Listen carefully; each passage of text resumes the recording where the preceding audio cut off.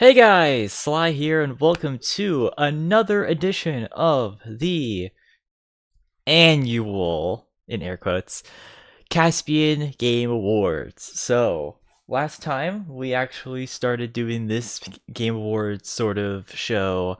I did it with Goldie. This time I'm just doing it by myself. But this is for those who don't know, this is um, I guess you can call it a podcast where we basically make this an award ceremony where we pretty much give, at least in my personal opinion, what deserves to be, the most recognized games and the best games of each category.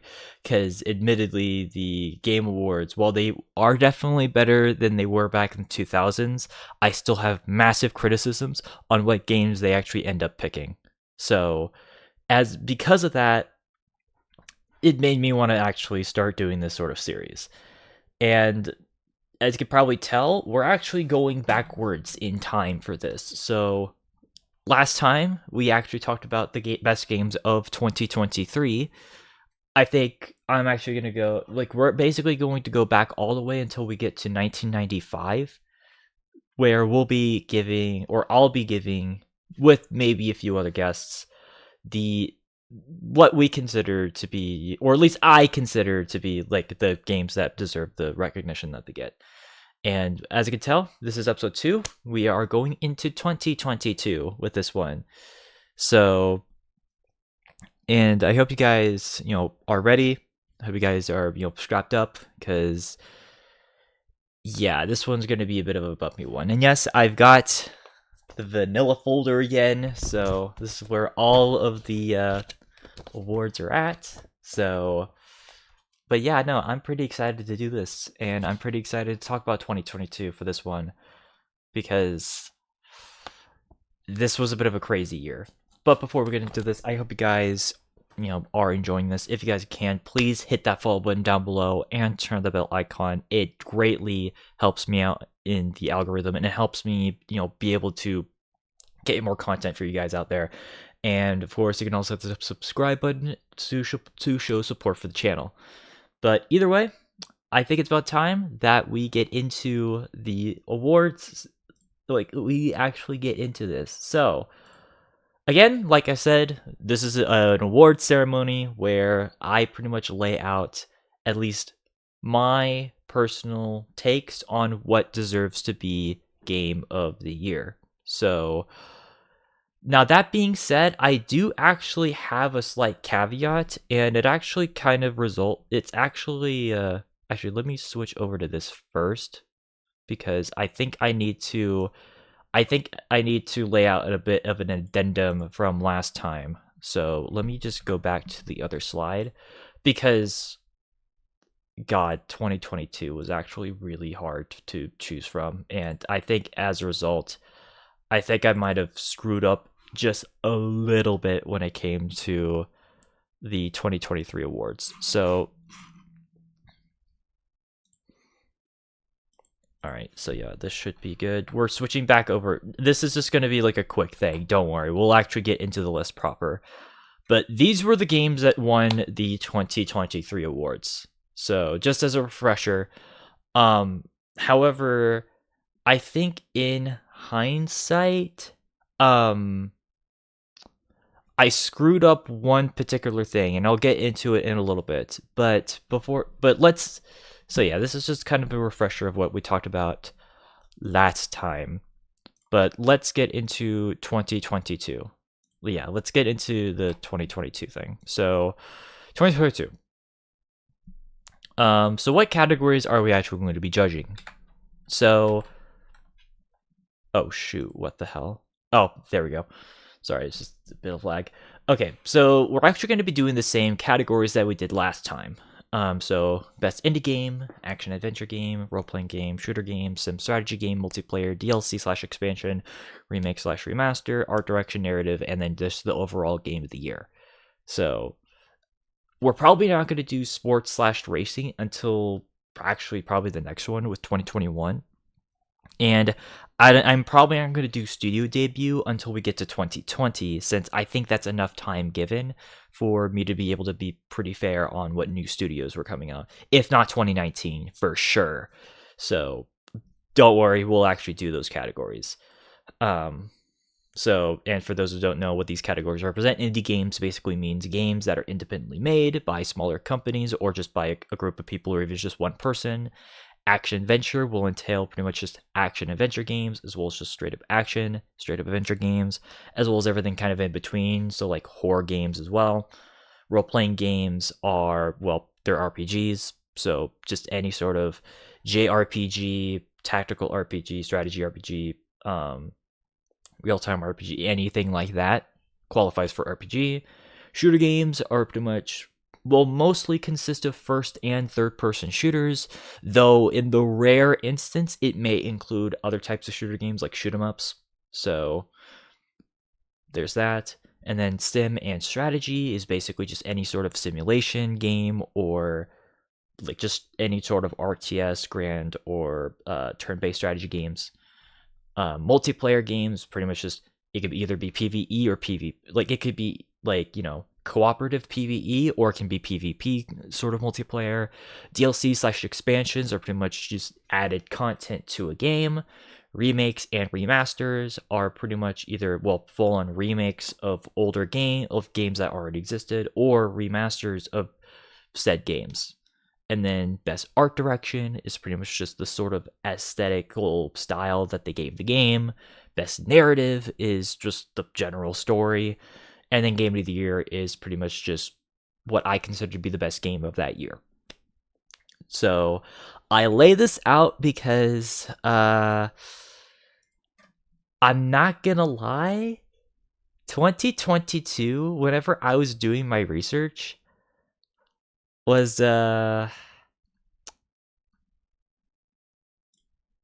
shoot, I don't have the GIF. God damn it. Let me add him. Let me add the boy. So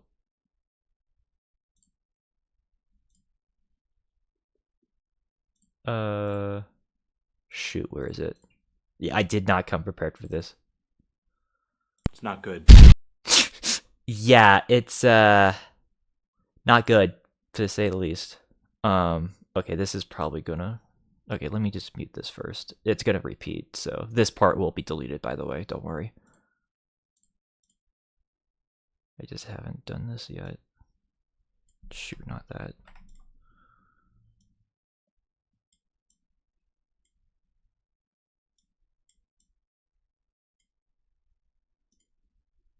I do kind of want to hear this myself. Again, this part will be deleted, don't worry. It's just me trying to make sure I know what I'm doing, since I haven't had Fantano jump in here. But anyways, so yeah, no, 2022 in general, I'm not gonna lie, was It's not good. it was pretty bad. I'm just gonna be frank about that. Like, it was, honestly, if I'm gonna be honest, I could not find a game.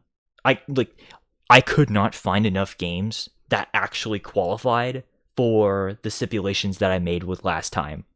And so, because there was actually one important thing. Okay, let me actually get into the rules first.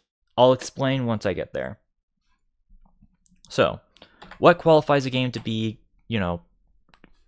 on these lists? Well, first of all, the first stipulation of mine is that it has to be a game that actually released within that year. So it had to have been released between January 1st and December 31st of that respective year. We're not the type of, award ceremony that has weird cutoff dates like the Grammys, where it's like, their cutoff date was like, the beginning of August at the end of July. So it's like more so just kind of the second half of the previous year and then the first half of the first year. Trust me, we are not like that at all. Don't yell at me, yell at the Grammys. So we're doing it throughout the entire year. And then this is where I had my bit of a dilemma. So originally, if you guys remember in the previous episode, I had the stipulation that a game had to in order for a game to have qualified for any of just the general genre categories, it had to have at least a 75% general score from both critics and audiences combined. However, after doing so much research on a bunch of games, it kind of just kneecapped my whole formula from the very get-go. Yeah, no, the second episode in, and like that original format just did not work. Like, I swear, I could not, for the love of me, I could not find a game that was not review bombed in some way. Like, it was actually ridiculous. Like, even games that I thought had a lot of even games that I thought people actually genuinely liked, they got dog shitted. They got like complete dog shit scores on like sites like Metacritic. Like, for example, I think the biggest example for me was 2 Point Campus. Like, that was a game that I thought people actually really liked because people really loved 2 Point Hospital. So naturally, I went over to see 2 Point Campus because I thought it was going to be maybe not the highest score, but at least like, a 7.9 or like an 8.0. It was literally like a 6.8 by users.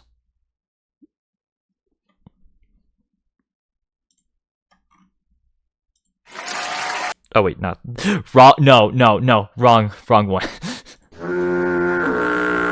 Yeah, so because of that, like, and I even tried looking for indie games.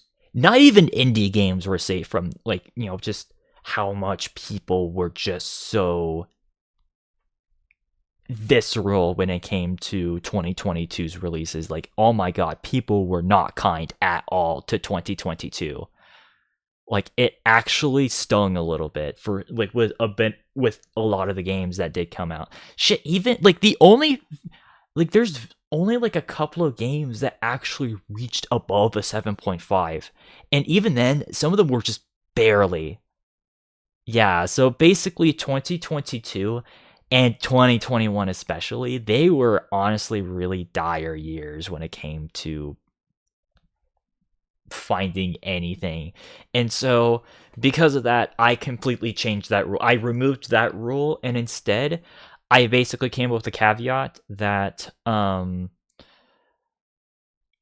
basically I just said fuck it, and I'm just going to basically just talk about games that I know for a fact had at least a decent to okay launch.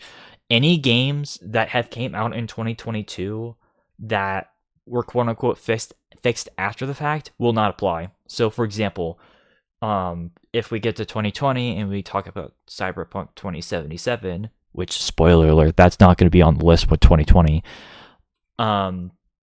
Yes, I know that game is fixed, but I'm not going to fucking add it because I'm not going to add it on the main list proper because it had a dog shit launch. Because I'm someone who is a huge advocate for games actually getting their launches right. Like, get your launches right, like, companies. Like, I swear to God.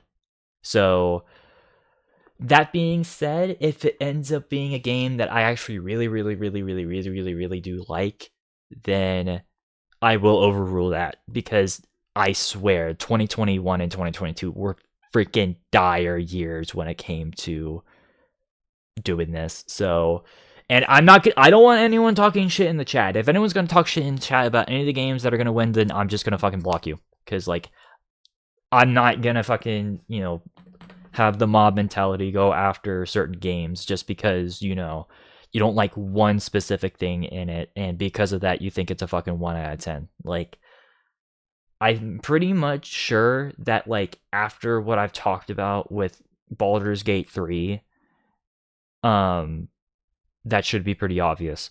But yeah, no, we're not gonna have. Yeah, basically at this point, it's just gonna be based off of vibes. So keep that in mind. Rule number 3: No early access games. So no games that were in beta, alpha, pre-alpha, or any sort of, before official release. They have to have been games released in that year. So, for example, Lethal Company for 2023 would not count because it's not even a fully released game. So therefore, it doesn't count.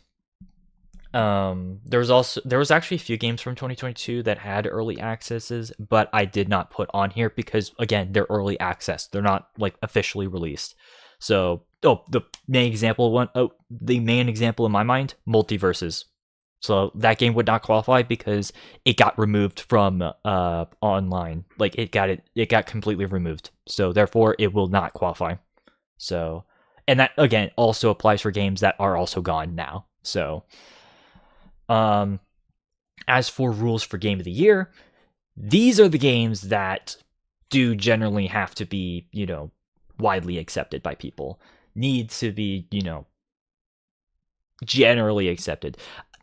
I'll probably remove the 80% or higher, but like these are games that like I know a lot of people like and that I'm interested in that people like. And it also has to be a completely original game, like a completely new game. No remakes or remasters are allowed. So yeah.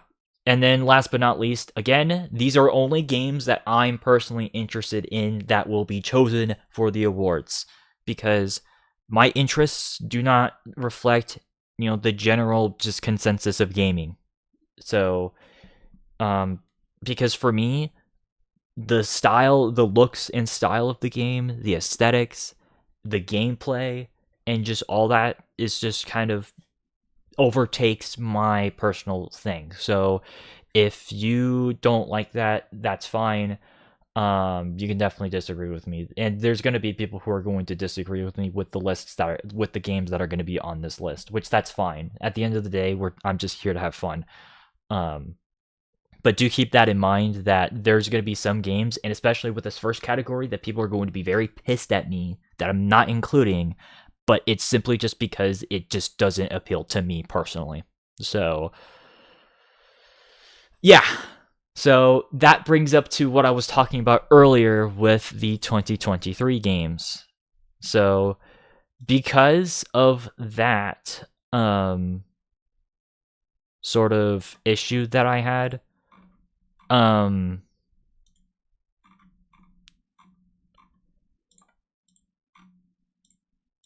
shoot, where's the... Oh, okay. So yeah, because of that sort of issue of just... Okay, Fantano, can you not? Okay, yeah, I'll just have that hidden from now on. This was 2023 shooters thing. I would actually add Atomic Heart as a nominee now, just because of that. So, Atomic Heart would be a nominee for Best Shooter Game of 2023 because I actually kind of like the game, but it got a lower score. So just keep that in mind. And then also I'm skipping this again because keep in mind I don't want to spoil it for you guys. For action adventure, I would have nominated for 2023 Jedi Survivor on this one. So it had a rough PC launch, but console launch, it was still good. So because of that, it does qualify. So just in hindsight anyways. So do keep that in mind. And I will edit my wiki to reflect that to where I will add those as nominees because I feel like it's not fair that those games did not get nominated in hindsight, especially considering that I did change the rules after the fact. So I just wanted to lay that out there for you guys because I'm fair and I don't forget. I might do a culmination episode where I just go through everything else and my opinions change and I'll go from there. But do keep that in mind that I am fair. So, but anyways, let's get into the actual list proper. I don't think I need to explain anything else. And again, of course, like I said, if you disagree with me on any of these, that is completely fine. I'm just here to have fun and I'm just here to sort of, give out my personal takes on what I consider to be the best of 2022, especially considering that 2022 was a pretty rough year as far as gaming. So I hope you guys at least understand. But anyways, let's get on with the list proper. And we're going to start with the good old independent games. So again, these are games that are pretty much, independently made by, either one person or a small group of people. So, and again, keep in mind that this is also a series that will reference the actual Game Awards. So for this one, this was a category in the Game Awards, and I'm going to show you what they actually gave the award to, and I'll give out my personal takes on what should have been the nominees and what is actually the winner in my opinion. So not every single category is like this, but this is one of those categories. So as far as the games that were nominated for 2022's Best Indie Games back in 2022, these were the games. So it was Sifu, Tunic, Neon White, Stray, and Cult of the Lamb. So honestly, not too bad of a list. Though this is gonna piss some people off for me. But okay, well let's start off with like the games that like honestly aren't really my cup of tea. First off, Neon White.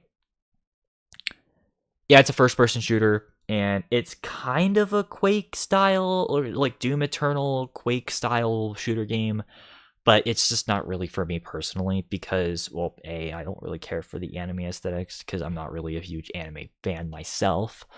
And I just feel like with the card system, it just doesn't really work as it should. So, not a terrible game to add to the nomination, but it's just kind of not really my thing. Which, speaking of not really my thing, oh, this one's gonna piss some people off. Guess which one is the one that is also on that list of games that I don't really particularly care for. Going once, going twice, going 3 times.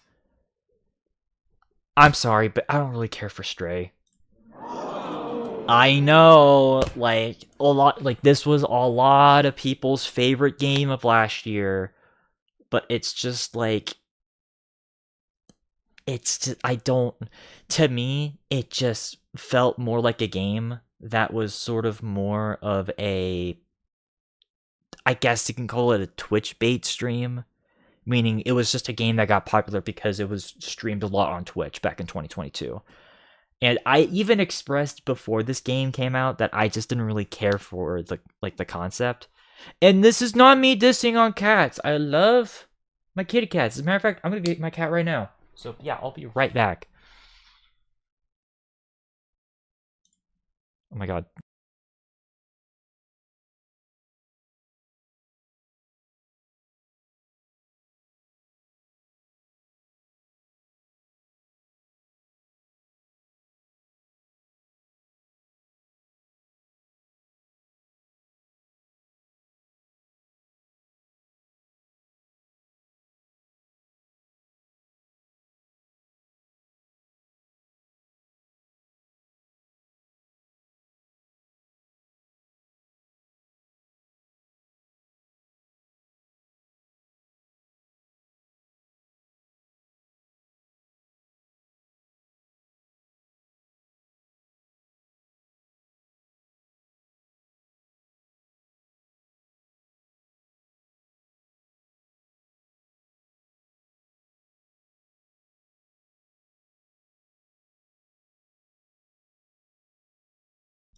Kitty. I love my kitty cats. I love my Anakins. Kitty, how do you feel about Stray? How do you feel about Stray? No, it's a kitty cat game.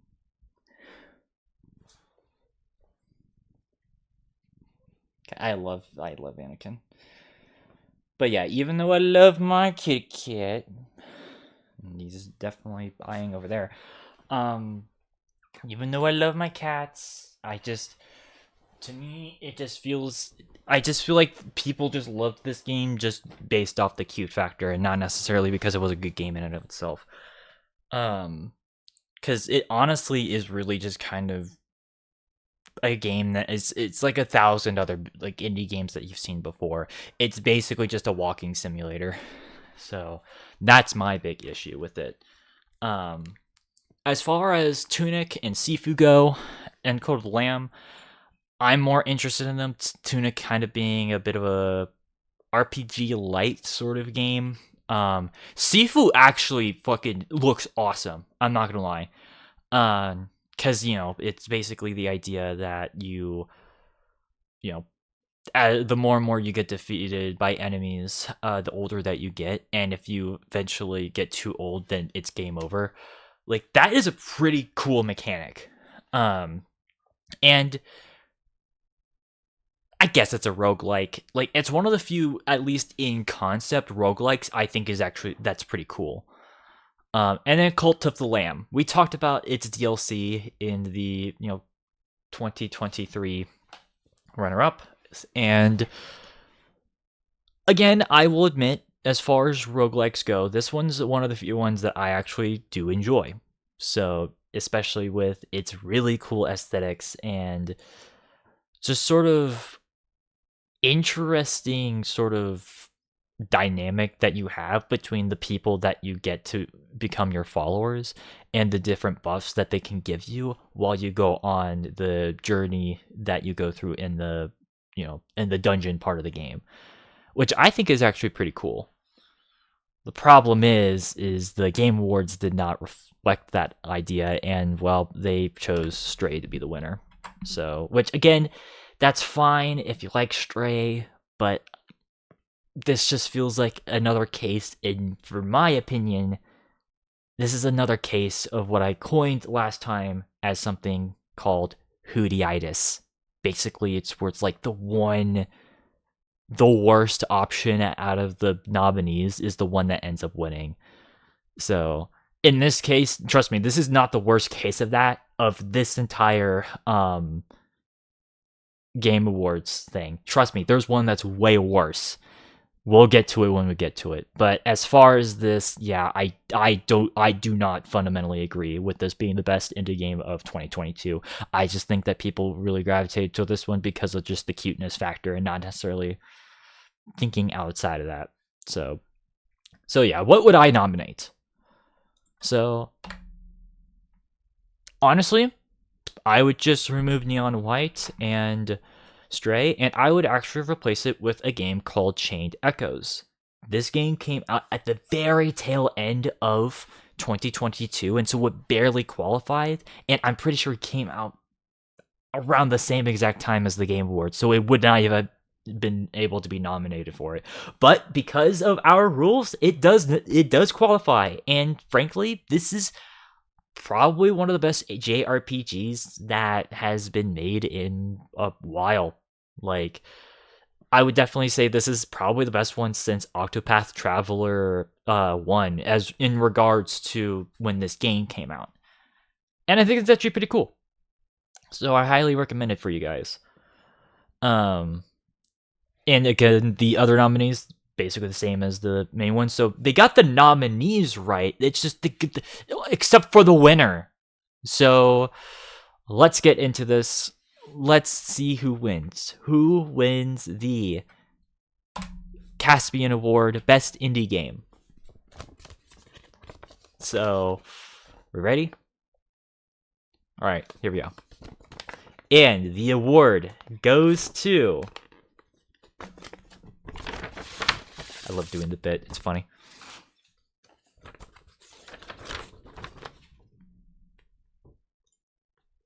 Cult of the Lamb.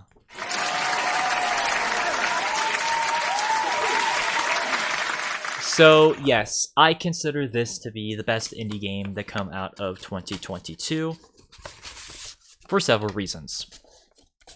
Number one, the fact that this is both a roguelike but also a simulator hybrid game at the same time really does lend it into being one of the most unique games to come out, not only from 2022, but also in the entire roguelike genre. Because most roguelikes, they basically just have you to where you click start and then you try to do as best you can throughout the entire run. And if you die, you start straight from the beginning. It is a huge criticism of mine when it comes to roguelikes, and it's a mechanic I absolutely despise. Well, this, along with 2020's Hades, are actually the exception because, unlike most roguelikes, they're actually forgiving of, being of that brutal punishment and even reward you for completing this game in the more and more that you replay through it, which I actually think it's really good. And it's fair on its difficulty. This one's not really, this one's kind of more on the simpler side as far as roguelikes go, which is much, much better in my opinion. And also, last but not least, I think the aesthetics of the game look really damn cool. Again, it has that sort of mid 2000s edgy cuteness thing that it has going for it. Like, it's a very, like, this honestly looks very 2004 right here, which I'm all for because I like that sort of aesthetic. I mean, for fuck's sake, I love Hell of a Boss for that same exact reason. So, yeah, like, I think this is a pretty good start. We can at least agree that this is a pretty good pick. So, right? Yeah, so that's my choice for best indie game of 2022. So, congratulations. All right, moving on.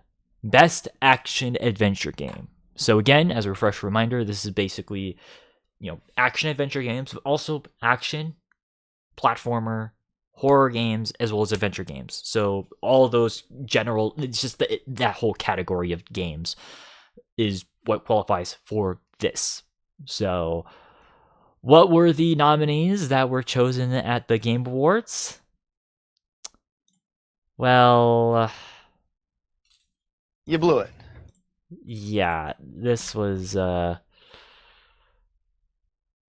necessarily a bad sort of lineup of games, but a confusing one nonetheless. So, the first nominee that we got here is Horizon Forbidden West.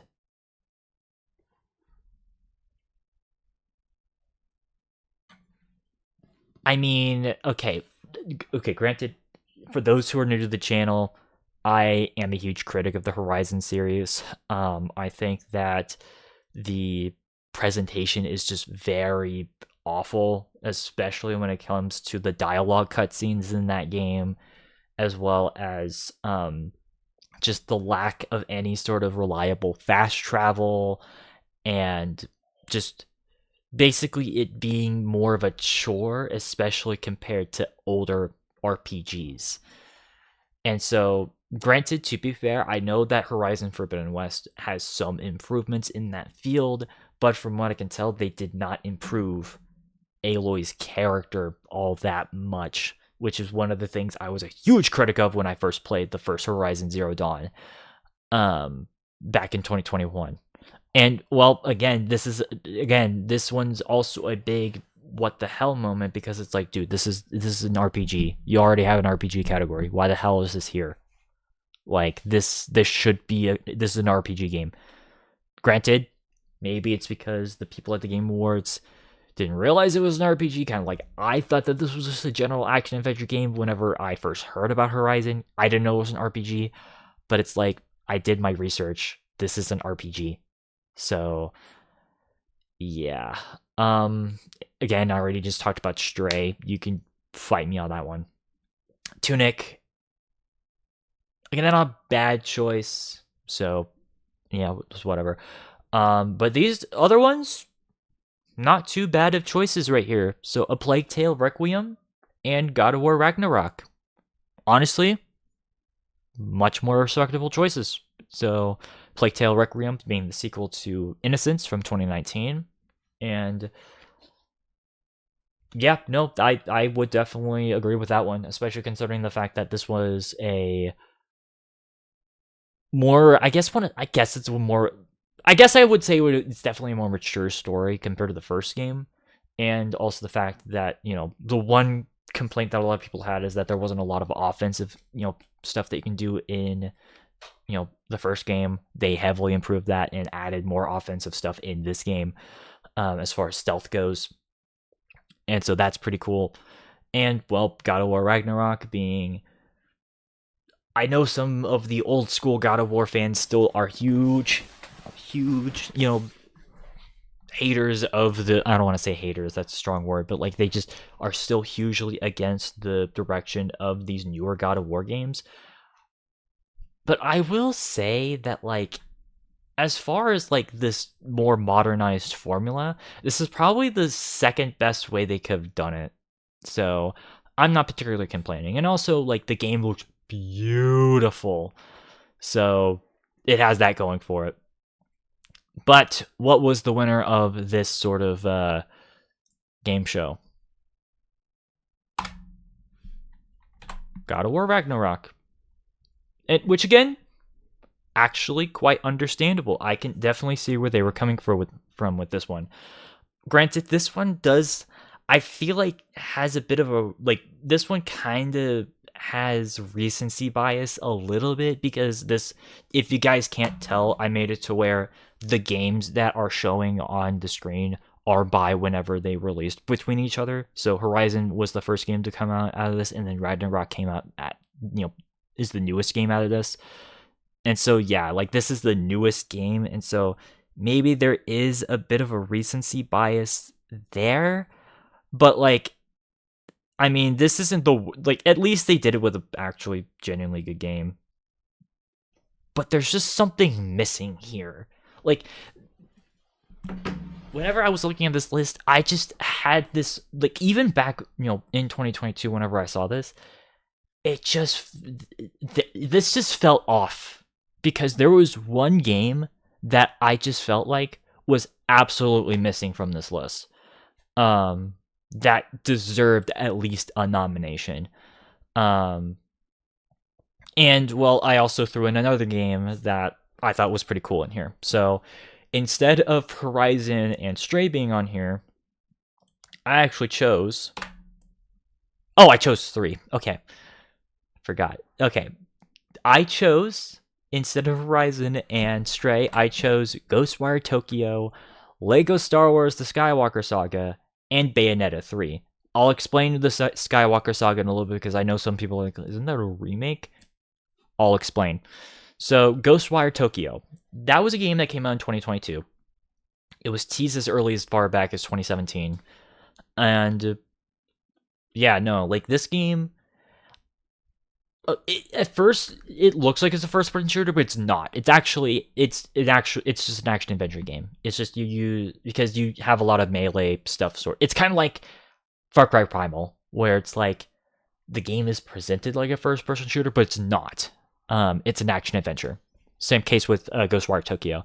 And honestly, as far as like quasi open world adventure games go, this one's probably one of the most unique ones out of the entire bunch, and I'm surprised that this one just kind of got swept under the radar. It seemed like it seemed like after this game came out, like, everyone just kind of got dead silent about it. Not even on like top 10 lists like was this mentioned, which I think that's a bit of a shame, especially considering that, truth be told, this was, I think, the last game to be released by Bethesda that would end up still following like the PlayStation 5 releases, or the PlayStation releases normally.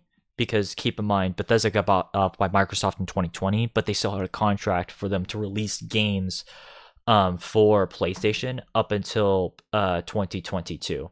So, or 2023, but you know what I mean. So this was a game that was sort of at the tail end of that, and it's a really cool concept, because you're in Tokyo and you're dealing with a bunch of yokai, and you're dealing with a bunch of like demons and all that cool stuff. And you're not killing anyone. You're actually trying to bring back people, which is something that I feel like is kind of a lost sort of mentality, is trying to, save the people that you're fighting as opposed to just straight up killing them, like a lot of games end up doing. So adds sort of like a moral dilemma, and I'm pretty sure there's multiple endings on that too, so that's pretty cool. So yeah, no, I think that as far as games that deserve recognition, this game definitely deserves it, especially since this game actually did qualify for my old criteria. So it's a damn shame that it just hasn't really been talked about all that much outside of, when it first came out. So yeah, I already talked about Tunic, Plague Tale, God of War Ragnarok. What about Bayonetta 3? So, admittedly, I did kind of forget I added Bayonetta 3.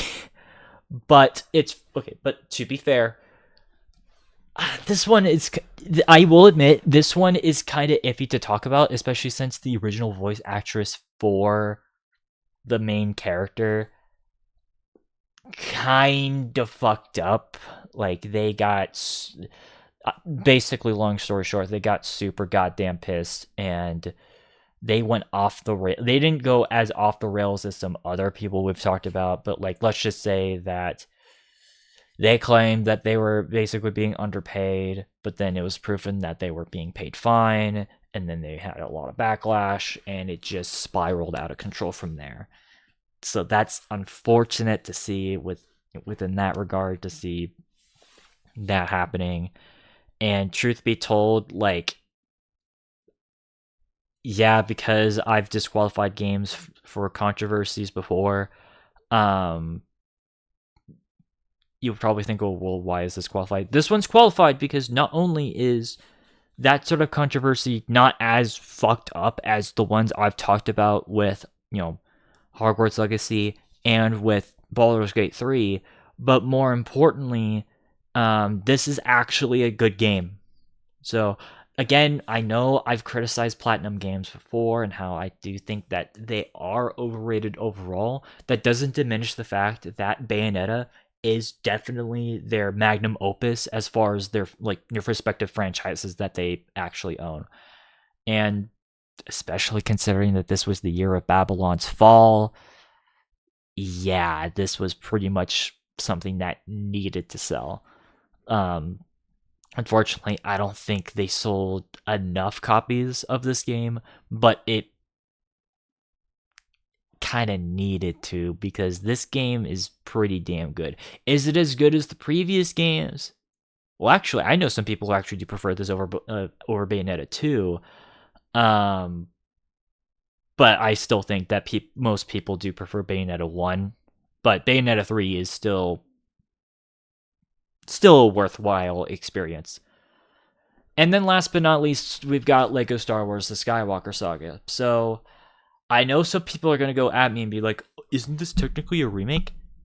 Actually, it's not. It's not a remake because not only does it add all the stuff from the sequel trilogy that that wasn't in the complete saga, or just even the original Star Wars Lego stuff outside of the Force Awakens game. But more importantly, the levels, not all the levels are based off of the same missions. So, for example, I'm pretty sure like a lot of the missions from Attack of the Clones and Return of the Jedi, they actually were like the ones in Complete Saga. They're extremely different from the ones that they're in Skywalker Saga. So no, this is technically not a remake. This is a completely new game. It just follows the same story beats, but it's not the same game. It's not the same game at all. And I'm actually shocked that this was not nominated for Best Action Adventure Game, because, or even just straight up adventure game, because this, or just action, whatever fucking category they had, like because this was like, everyone was saying that this game was goddamn amazing when it came out, and well, guess what? It is really goddamn amazing. And well, truth be told, like, this might be a bit of a hot take of mine, but as far as Lego games go, especially since this was the first one in 3 years since the Lego Movie 2 game. This is probably the best Lego game that has ever been released. So, which I know that's going to get the nostalgic Complete Saga fanboys absolutely pissed. But truth be told, this actually was genuinely not only worth the wait, but also um something that I can easily recommend to both Star Wars fans and Lego fans in general. So, but let's get into the winner. Who won Best Action Adventure Game?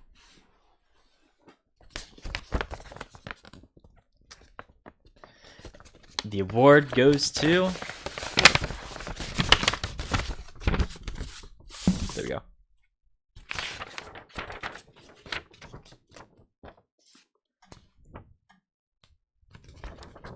Lego Star Wars The Skywalker Saga.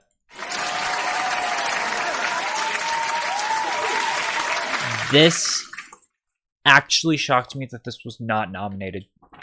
I'm actually kind of mad at the Game Awards for that, because it's like, dude, this is easily, like I said, it's not only a return to form of Lego, it has beautiful. This game's also genuinely so goddamn beautiful. Like, it's one of those games where it's like, it looks like it's made of Lego, but also it's a visually sort of stunning game in its own right. And it improved specifically the shooting mechanics, because admittedly old Lego games, all you just do is just kind of, you aim your character around and then you just shoot from there. Well, this game actually, granted, I'm pretty sure it was in the Force Awakens game where they changed the combat, like the shooting mechanics, to where it was more of a traditional third-person shooter control scheme. But this game heavily improved it even more. This game has a huge variety of characters, like even a lot of ground characters that you probably wouldn't expect them to bring. And like I just said, this is the best Lego game to date. Like, I cannot think of a single Lego game that is better than this. I know like I said, there's obviously going to be those people who are always going to say, "Oh, the Complete Saga, that's the best for." No, dude, that's just nostalgia talking. Granted, Complete Saga is still a really good game, but you gotta admit, this is a better game, man. Like, this is better in every single way. The only thing about this game, though, is that there aren't 6 levels per Star Wars movie. There's only 5. But keep in mind that that's also including all of the levels for the sequel trilogy. And whether or not you love or hate those movies doesn't matter. It's still a complete package, in and of its own right. And it also helps that they added additional character DLCs, on top of all that. Just like, even including the fact that this game felt like it was complete. So that's all I've got to say right there. This game is easily, one of the best games of 2022, and it's a damn shame that this did not get nominated. Like, wow. That actually, yeah. Oh boy. All right. RPGs. You guys know what RPGs are. ARPGs, TRPGs, JRPGs, roguelikes, all that's here. So what were the games nominated? So we'll get to the big kahuna once we get to it. But if I'm going to be honest, this is a pretty rough list. This is a pretty rough list. So, I mean, okay, let's first start off with this. Live Alive is a decent game in its own right, but it should not be on this list. It's a remaster of a game from 1994. So because of that, it does not qualify to be here. It shouldn't qualify.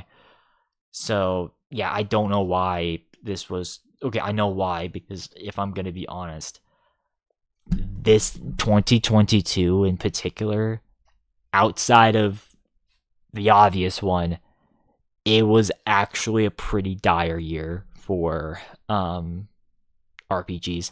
Like every RPG I tried looking under the sun, you know, got review bombed after review bombed. Like, oh my, it was actually heartbreaking. Like, I actually started to feel bad for the RPG crowd because holy shit, every game that was an RPG, both indie and AAA, was terrible. Obviously, Babylon's Fall being like the big one, but that was just the tip of the iceberg. Because like, let me just take a second to look at what came out in 2022 as far as RPGs.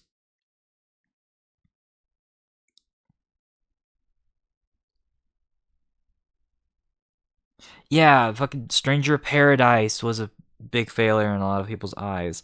Dimesia, Tiny Tina's Wonderlands was fucking terrible.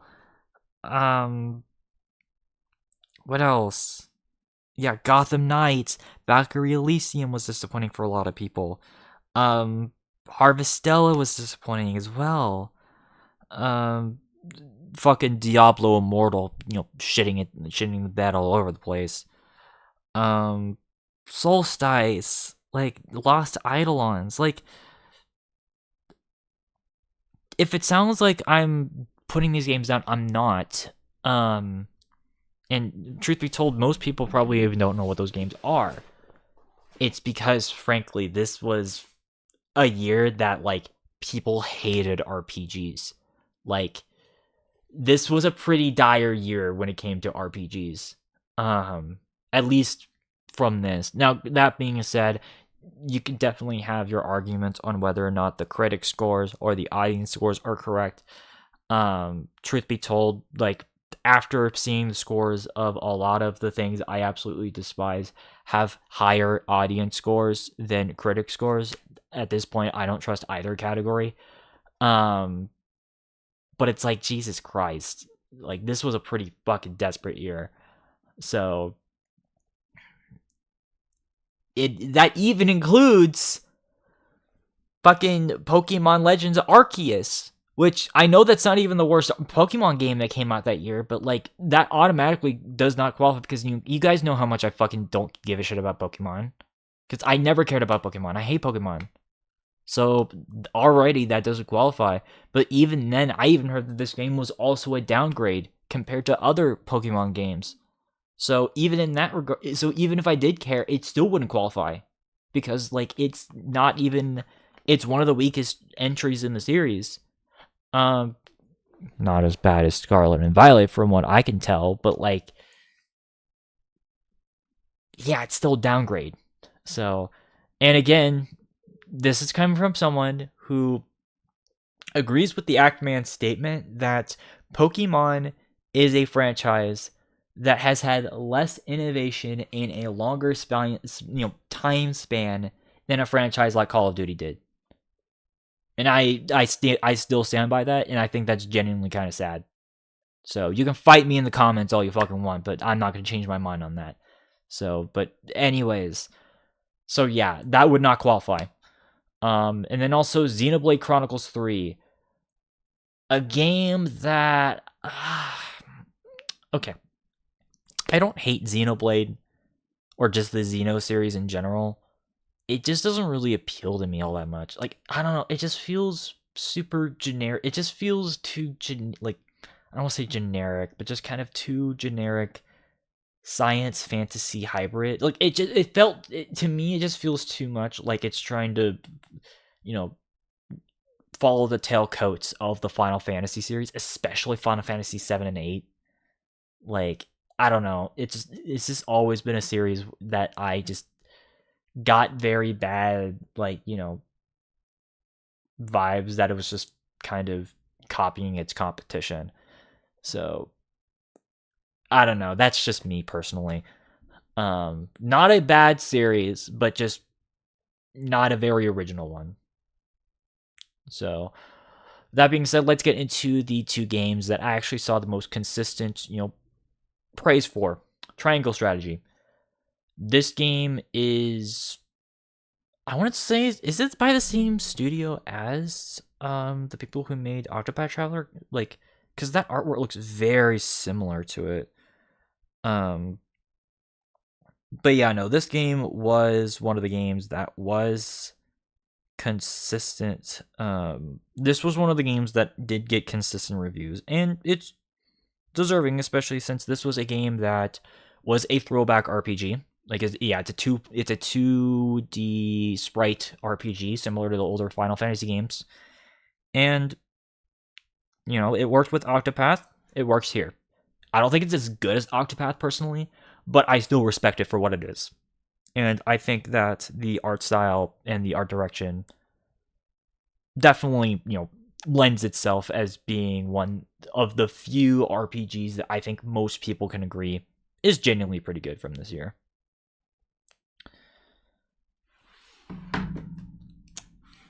And of course, finally, let's not forget about the fact that there were very few RPGs that were dominating the year. But of course, the one exception for a lot of people was Elden Ring. I don't think I really need to say anything else about this one. I think this one speaks for itself. Like, Elden Ring was the most dominant RPG of the. As a matter of fact, it might actually have been the most dominant game of the year in general. That's how much Elden Ring was just that It was just that popular. I mean, shit. Like, all my friends, even like all of my friends who despise Souls games, like, with a passion, even they started playing Elden Ring. That's how big this game was. So, and truth be told, yeah, I don't typically like games that are super, super hard, but I actually see the genuine appeal for Elden Ring when it came because this game came out at the exact right time. Because truth be told, if you weren't Elden Ring, you were not getting attention. Why? Because everyone just felt so blagged when it came to RPGs from 2022. Like I said, 2022 was a really bad year when it came to RPGs.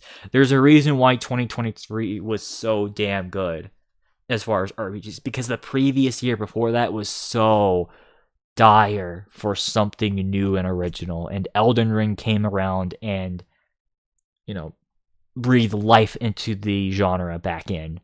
So I think that's partially why this game especially got a lot of attention.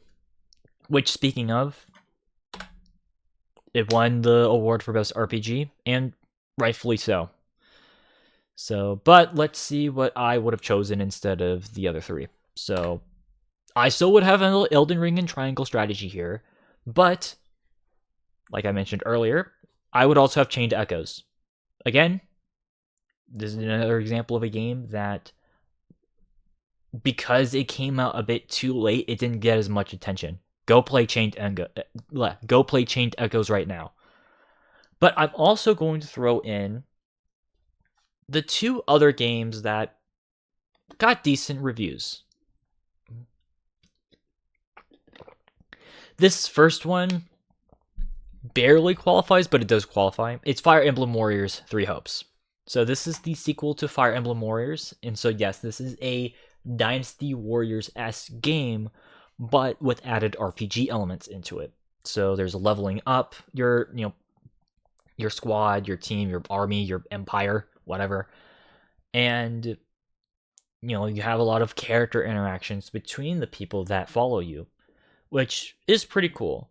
Again, I'm someone who's still pretty new to the Fire Emblem series. Like, probably most people are. Most people probably, like, I guarantee you, like 95 to 99% of people probably just know Fire Emblem characters because they were in Smash Bros. But as far as a series go, I can definitely see the appeal. And as someone who's also new to Dynasty Warriors and Samurai Warriors games, hell, I actually just picked up the first Samurai Warriors with the Extreme Legends expansion. That's a whole other story, but like I'm really excited about that. Um, I think that's a pretty cool combo that they decided to do. And of course, we've got ourselves Mountain Blade 2 Bannerlord, which most people actually know this for being a more hack and slash action series. But truth be told, it does have a single player that is a full-fledged RPG. That's with the entire series, actually. This is no exception.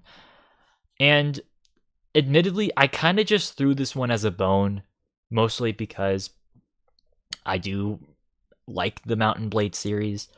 I think that as far as the single player goes, you can definitely make a good case that this is probably the best iteration of the single player that has happened, other than maybe with Fire and Sword.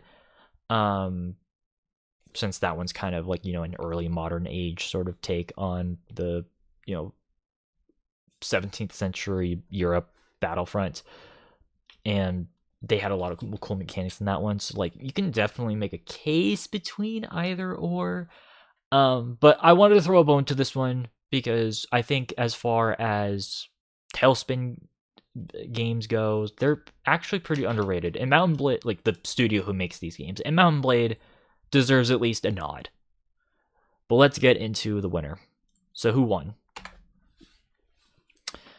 So, with all those considerations, with all that in mind, the winner of Best Role-Playing Game goes to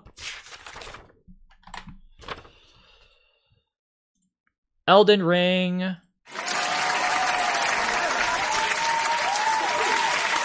Yes, I feel so bad for the nominations that I gave, but the thing is that there's a reason why Elden Ring became popular. It's because it had a huge rewarding progression, engaging Souls-like combat, the expansion of the Soulsborne, Souls-like sort of style of RPGs into becoming a more open world thing, because that's something that actually I didn't even know, is that Dark Souls games aren't actually open world. They're quasi open world games, but to have a game that's like that but be a fully open world, I think got a lot of people's attention and interest because it was, a very vast and honestly very unique game in that regard. And of course, it was content filled to the brim like every From Software game. There's tons of different, weapons, abilities, and all that fun stuff. And so because of that, usually I'm someone who doesn't like to go with the grain when it comes to things that become popular. But in this particular case, even I, as someone is a pretentious fuck on the internet, I have to bow down to Elden Ring on this one. Like, you cannot, like, again, this was the right game at the exact right time. So, and I have to give credit where credit is due. So, even if it's not entirely my thing, I recognize that this game deserves the praise that it got 2 years ago. And again, 2022 was just a dire year for RPGs and just games in general. So to see a game like this come out swinging like it did is a pretty good sight to see. So again, 2022 was just a fucking terrible goddamn year. And we're not even halfway done. We've still got a lot of other categories to go through. So, which, speaking of best shooter game, speaking of years dire with specific genres, the first and third person shooter was in a pretty bad spot, considering that the big three of 2021 failed to deliver in the first person shooting department, whether it be because they were bland and boring, reusing ideas that have been in use for decades, being completely broken at launch with barely any sort of resemblance of the series that it came from before, or just straight up, compromising its fun game design with tedious grinding and straight up, just straight up pay to win systems and just being more of a monetization, machine rather than like a full-fledged game. Call of Duty Vanguard, Battlefield 2020 or 2042, and Halo Infinite, respectively. It set the bad image for what shooter games would be in 2022, because this year was also another dire year for like shooter games. As a matter of fact, I'm just gonna be real with you guys. I did not find enough games that fit in my original like criteria when it came to first person or just shooters in general. Not even like not even just first person shooters and third person shooters combined had enough. Like, everyone hated games that came out this year. Like, it was fucking depressing to look at the numbers. Cause like, oh my god, it was actually even a lot of indie games did not qualify. Like, that's how bad 2022 was for shooter games as well. It wasn't just the RPGs. The shooter games were having a really bad time as well. So, again, it was these two categories that basically just made me throw up my hands and be like, fuck it. I'm just going to choose games that I think are pretty cool. Because, like, holy shit, this was really bad. So, if anyone gets upset for the games that I chose, then just keep that in mind and don't fucking be mad at me, because literally no one liked these games, except for me, I guess, which is pretty depressing. So, what did I end up choosing? Because they didn't have a shooter games category in the Game Awards. This is what I end up with. So, yeah, some people are already kind of like, the hell was this on here? This game sucks. Just hear me out, because I actually have to explain this. Again, 2022 in general, in a lot of people's eyes, was just straight up Not good. It was bad for a lot of people. I don't think it was as bad as 2021 was, to be frank, but 2022 was still not a great year for gaming. And if this is your list for best shooter games, that's pretty much showing. But that being said, let's go over the list. So, the first game that we have on here, we've got Rogue Company. So, at first, I was actually this close not adding this game on the list, because you guys know me, I don't really care for CSGO style games, and I don't really like how a lot of games also have to be hero shooters. It's just not really a genre that I vibe with when it comes to shooter games, like, at all. But, just for the sake of doing my research, I decided to finally play it. Especially considering that, like, I refused to play a game like Valorant, so, like, this was kind of the next best thing for me.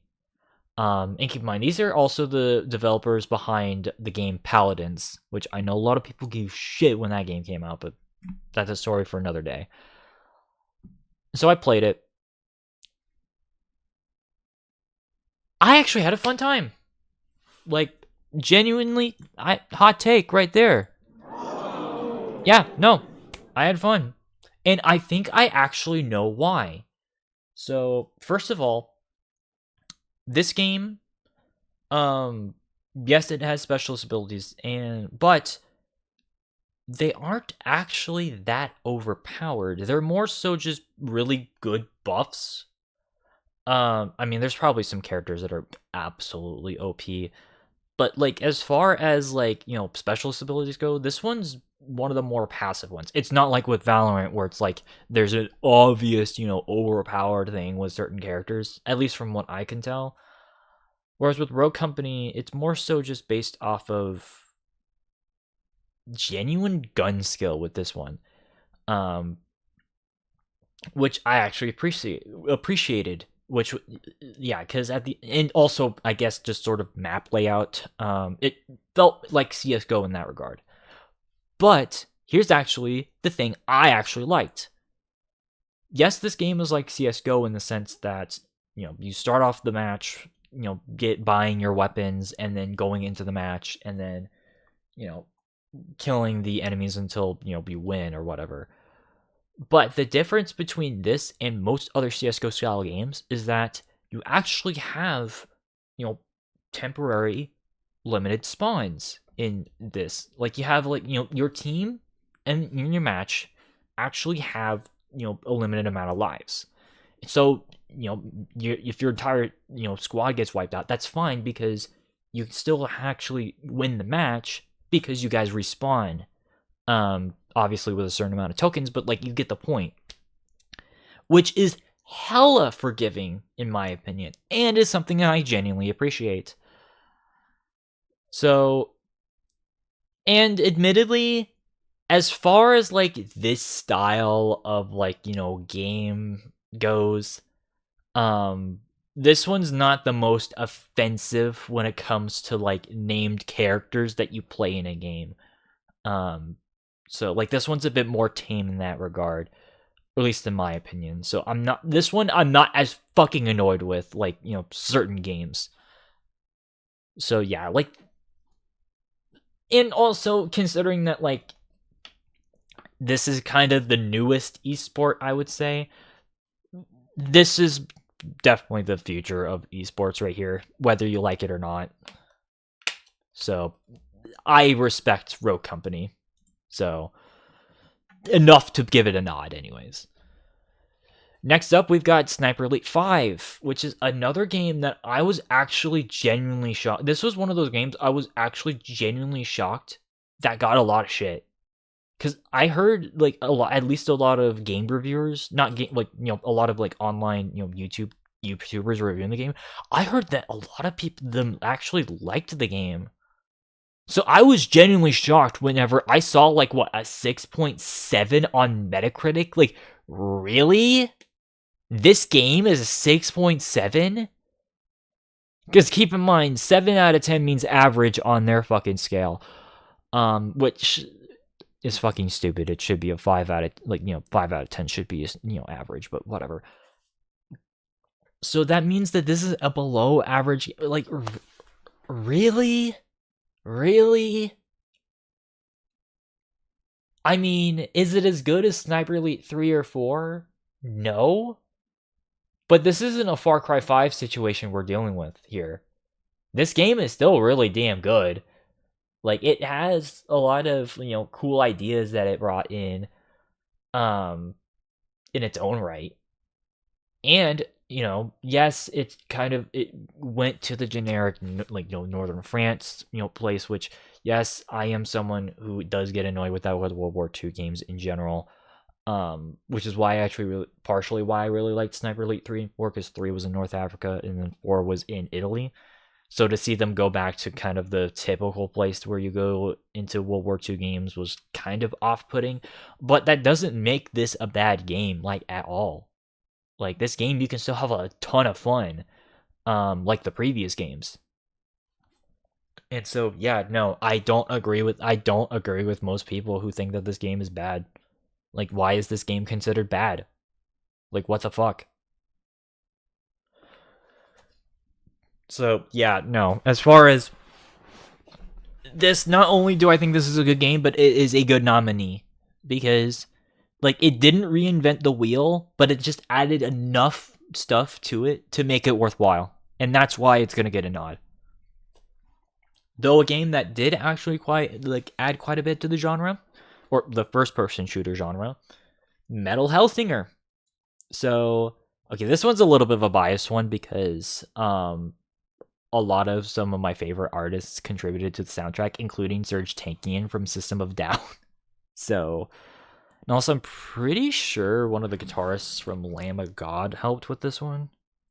So, it has that going for it, but more importantly, this is another sort of Doom Eternal style game here. Except with this one, basically, you have to shoot during certain intervals of the music in the background, which I will admit does get kind of annoying at points, but it does it in a way to where it's not as in your face, if that makes sense. But yeah, let me check. Okay, yeah, Mac Heavy from Trivia. Yeah, one of the guys from Lamb of God. Yeah, Serge Tankian. Oh yeah, Mac Heavy from Trivium, which Trivium's really good. So, oh, even Christina Scabia from Lacuna Coil. So, wait, what? Okay, they added DLC and they added fucking Misery Business by Paramore, Uprising by Muse, and Feel Good Inc. by Gorillaz. Fuck it, this is Game of the Year. Okay, I'm joking. I'm sorry. I love fucking Misery Business. So yeah, no, that's real. Oh, and I guess Down with the Sickness by Disturbed, but I ironically like that song. It's a terrible song, but I like it ironically. But anyways, damn, I actually did not know that. Huh. Well, fuck it. Take back what I said. It's not annoying. It's actually fun trying to. It's fun when you play, basically Doom, but with Misery Business playing in the background. There. Need I say more? Need I say more? Just play the emo. Yeah, just play anything emo. You're good. And new. Wow, that's a DLC that adds emo and new metal music. Damn. Anyways, so go check it out. It barely would have qualified on my list as well, because I think this got like a 7.6 by users. So, but yeah, no, this one, go check it out. If you want a different take on, like, retro shooters or throwback shooters, whatever you want to call them.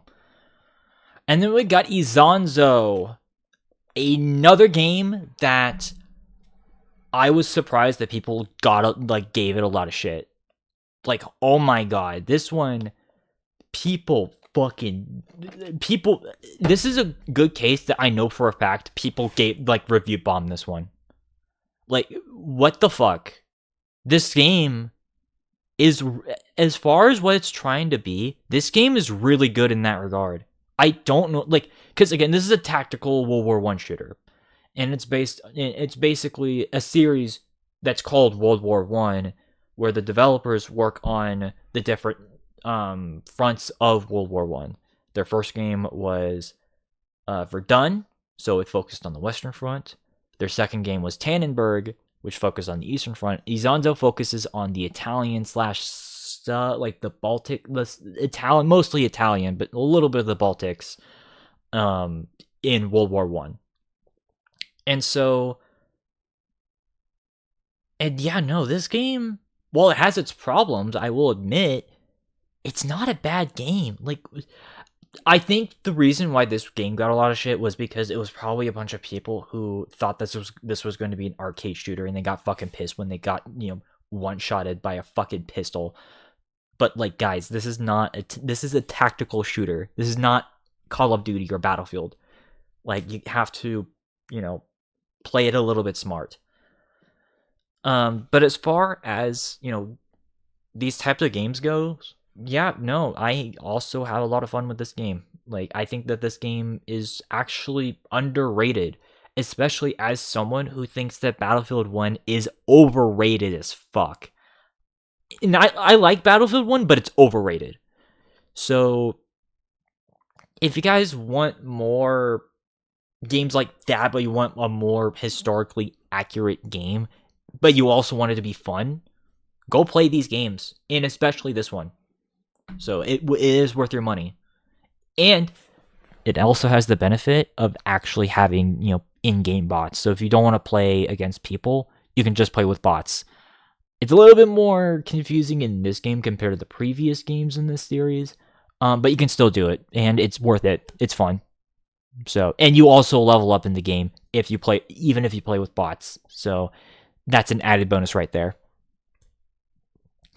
Last but not least, we got Proteus, another retro shooter, or throwback shooter. Except with this one, it has 2D sprites in 3D backgrounds, but it honestly looks pretty cool.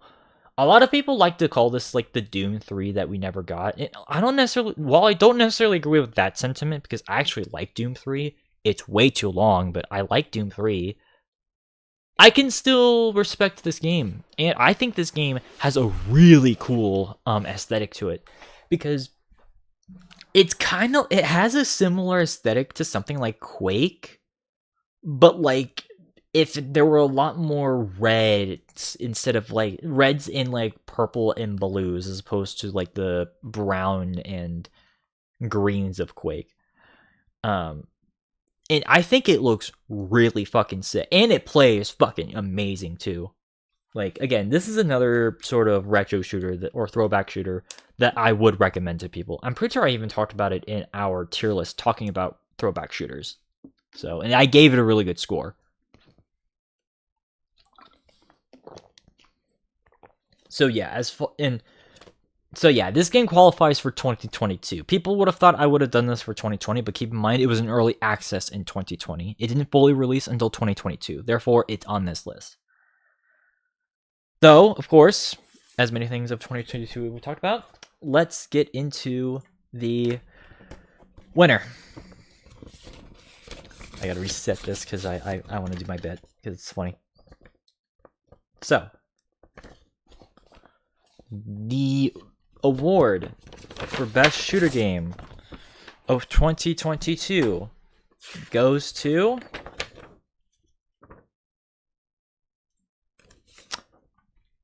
Proteus.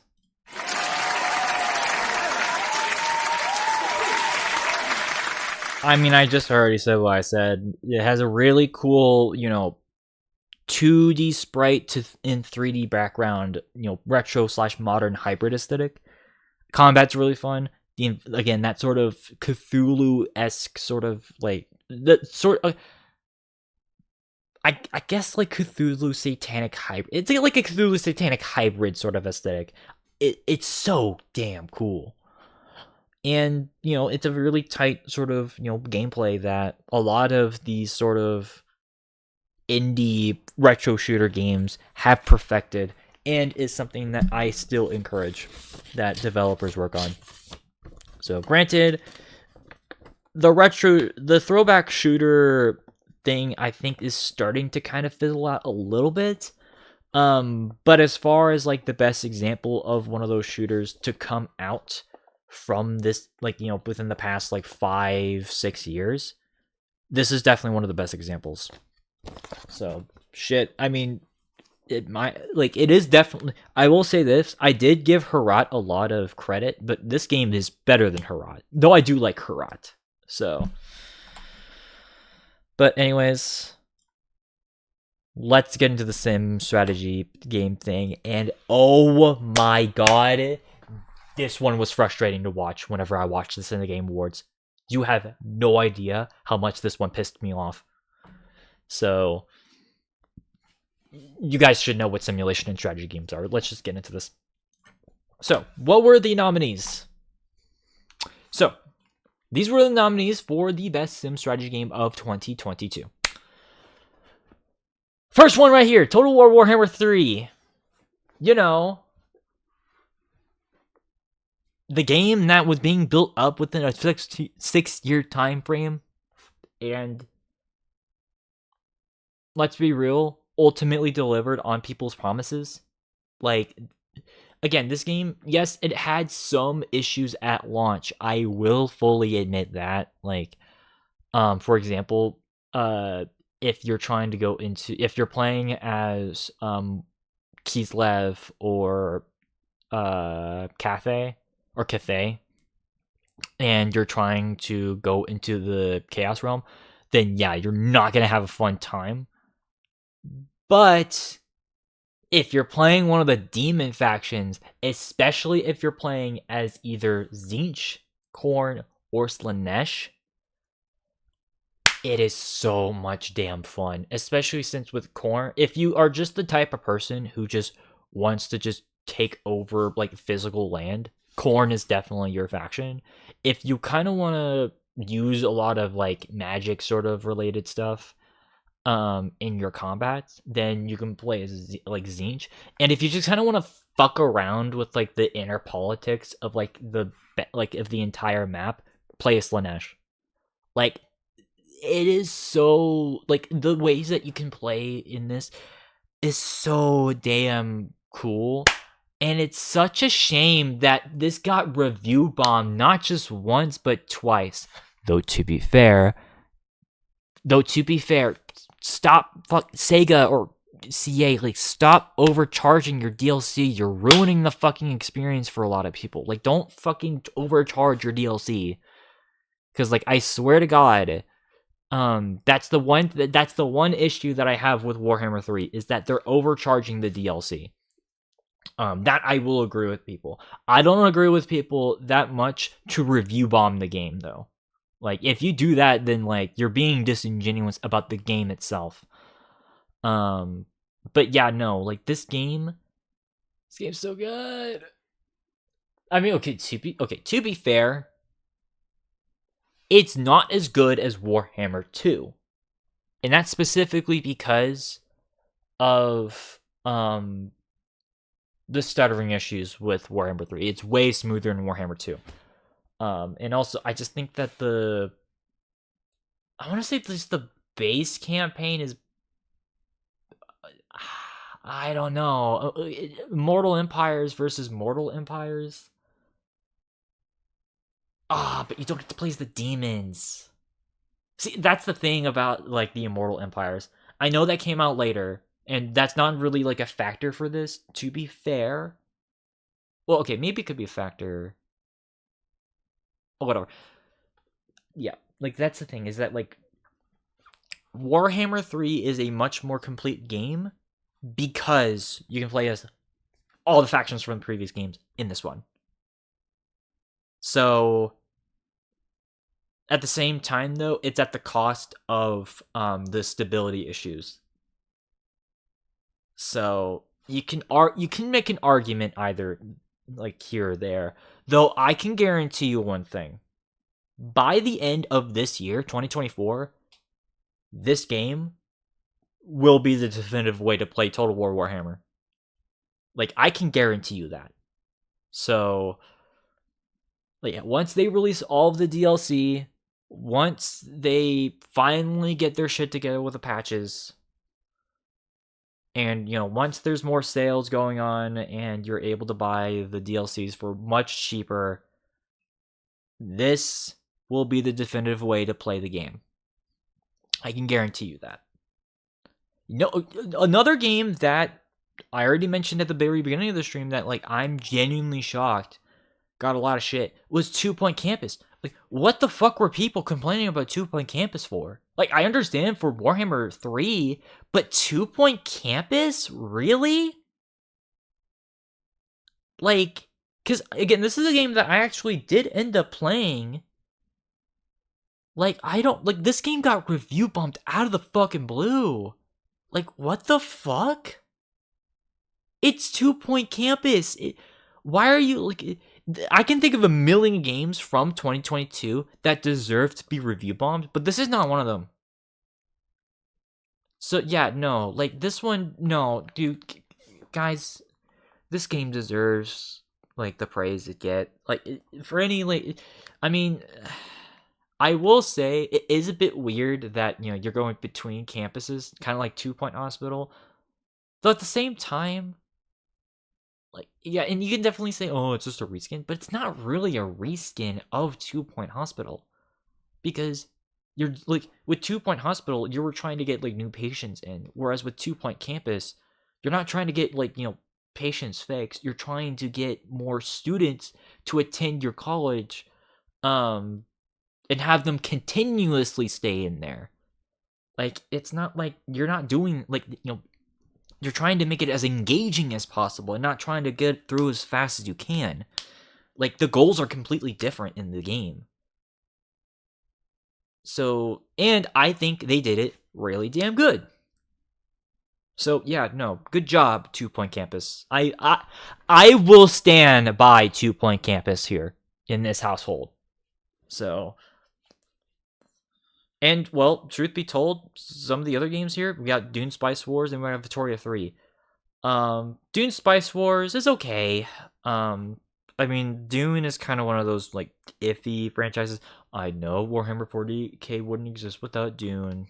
I know, but, like, it's fine. It's okay. It's an okay game. That I will say. And Victoria 3 is also an okay game. Like, I would definitely say that it's probably one of the better releases as far as, like, art, like, strategy games from 2022. I wouldn't say it's, like, Paradox's best game. I still think that, Hoi 4, City Skylines 1, and Stellaris are way better games in general. But Victoria 3, it's an overall improvement to Victoria 2. Whether you want to admit it or not.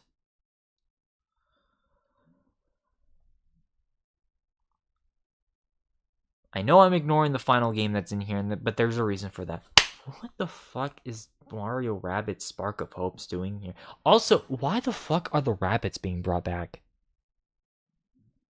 They were pieces of shit whenever they were fucking popular in the late 2000s. I don't know why, Ubisoft has the mindset of bringing them back.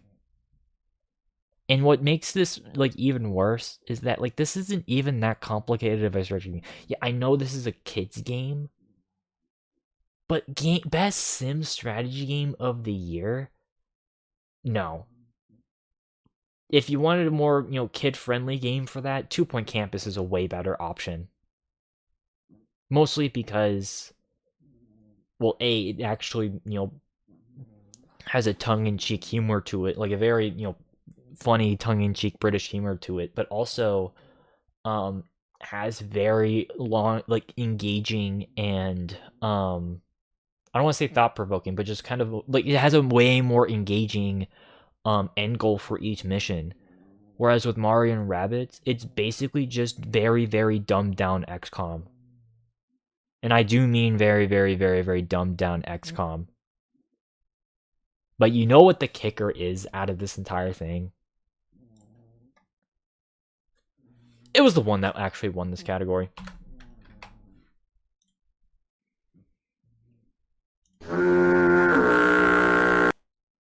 That's actually fucking... That is disgusting. This is the best example of hoodie-itis we've got so far. And I remember last year, I was so fucking pissed about this. Because it's like, you had so many better options, and you chose literally the worst one. Because you know what this fucking means, right? Because, like, basically what you're doing is you're rewarding not only very dumbed down games, but you're also fucking promoting the idea of having annoying fucking characters being the star of your goddamn games, which is something that I fucking despise. That's why, for me, a lot of the fucking bullshit that came out in the 2010s was so goddamn fucking annoying to deal with. Like, even as a goddamn kid, as a teenager, I fucking hated a lot of the shit that came out in the 2010s. Specifically because a lot of the bullshit was like this. So, yeah, no, this absolutely does not deserve the fucking win. I don't care if this game has the overall highest score on the fucking list. This does not fucking deserve it. Mostly because of what it represents and just how fucking basic ass this game is. So, yeah, no. What did I choose instead? So, Warhammer 3, 2 Point Campus, and Victoria 3, they're fucking staying. But I am showing a little bit of a bias here because we got ourselves another Warhammer game. This time it's 40k, but I will admit it's kind of... Chaos Gate Demon Hunters. So, this game is the XCOM game that they probably didn't want to add because it probably would have been too much Warhammer and it would have been unfair. I understand that, but, like, it's still the overall better game because not only is this basically okay, well, there's other Warhammer XCOM style games out there. There's Mechanicus, but this one's the second best one.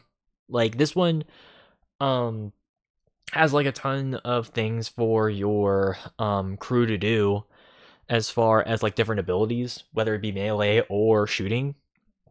The amount of enemies that are in this game, because you can fight a lot of Nurgle and Khorne demons, as well as like Chaos cultists and just Chaos Marine stuff in general. Because there's a lot of those different types of enemies, it adds a lot of replayability to a lot of the missions as you deal with certain types of threats. Even the environments, like if you're in like a Nurgle area, you actually have to deal with the stuff that is entailed in a Nurgle area, like a lot of the pus and shit. So there's a lot of and of course the leveling up system in the game for all of your whole crew. Like, again, I'm not shitting on Mario and Rabbids because it's a kids game, by the way. I don't shit on kids games unless if it's absolutely deserved. This is one of those cases where it's deserved, but not because it's a kids game. It's because the game is way too simple for it to be considered to be the best game. Like, again, I'm about to go on a fucking tangent about just, award ceremonies, but I'll do it after I talk about my choices. So, yeah, no, Demon Hunter is a way better fucking choice. It may not be the best Warhammer game, but it's a better fucking choice as far as XCOM style games. And then we've got Hard West 2, which is the long-awaited sequel of the original game. I think it was released back in 2013, I want to say. Yes, 2013. But, well, this game is also another XCOM style game. Another Wild West game. Surprisingly, there's actually been I've noticed like a bit of an underground resurgence of just Wild West games in general. I don't know, it's just something I noticed. But yeah, no, this one, as far as like those style of games go, this is another really good option. So yeah, and again, I like the aesthetics of this game. Because it's not just you being in the Wild West. There's also some like its own sort of paranormal stuff you have to deal with, which is pretty cool. But guys, I'm gonna go on a slight tangent about just Game Award ceremonies in general. It's not just the Game Awards, the Oscars, the Emmys, and the Grammys. They're all guilty of it too.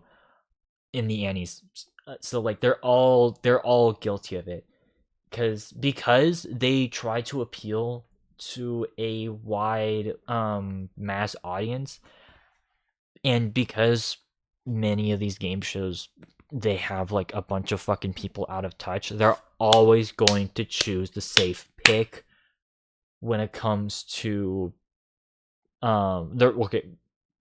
usually they choose the the safest pick, the least offensive pick.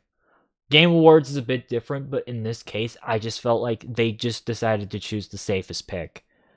So again, this is another example of this is the worst example of Hoodyitis on this. You fucking thought the indie game was pretty bad. You may not agree with me at that. You have to at least agree with me on this one. This is a pretty bad fucking pick. I don't care who you are. This is actually a fucking terrible pick.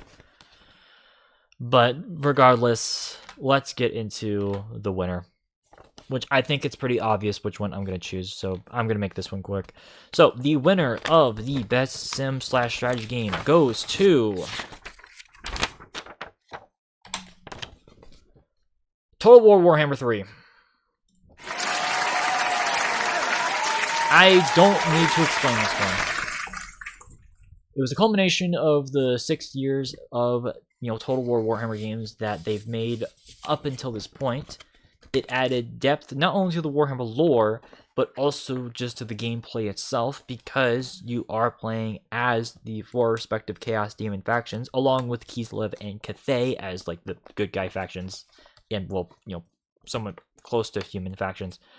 And also, you can definitely argue whether or not this game is better than Warhammer 2, but regardless, I think that it improved. Like, regardless of how you feel, this game has improved on not just the visuals, but also the way that chaos corruption works in the game. It improved on just sort of the selection of, you know, the rosters of all the character of the, basically, like, you know, the amount of stuff that you have for each faction. And, you know, once Immortal Empires came out, that obviously also added the ability for you to play as every single one of the factions, including if you added the Ogre Kingdoms and the Chaos Dwarves DLC, which the Chaos Dwarves DLC will not factor into this since that came out last year, not in 2022. But the fact that you can play as every single major Warhammer race that was featured in the tabletop in Warhammer 3, it is the penultimate package of this entire sub-series. So, and may I remind you that they improved. This is one thing that Warhammer 3 improved upon both the games. And people, you can't fucking, like, you know, debate me on this one. The actual in-game battles, they've improved the AI. It's the best. It's the second, I'd say it's the third best Total War as far as, like, battle AI. Just behind Shogun 2 and Medieval 2. I rest my case right there. So, oh shoot, I did not mean to press that. So, yeah, I rest my case right there. You can debate me all you want, but this should have been the winner of the 2022 strategy category. So, all right, multiplayer. This was another tragic one, but for the opposite reasons. It's because the ones that were nominated sucked. Like, the nominations for the best multiplayer game were so bad. Oh my god, it was actually fucking terrible to see. So yeah, what were the choices then?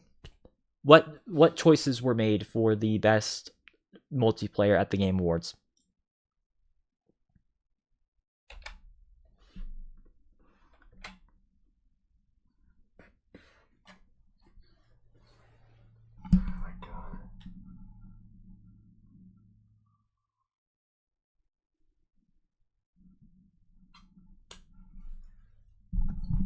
Not a single good choice.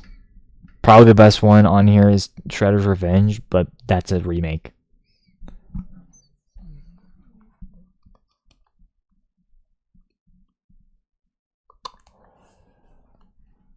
So, I'm not gonna take too much time to explain why all these are fucking dog shit takes.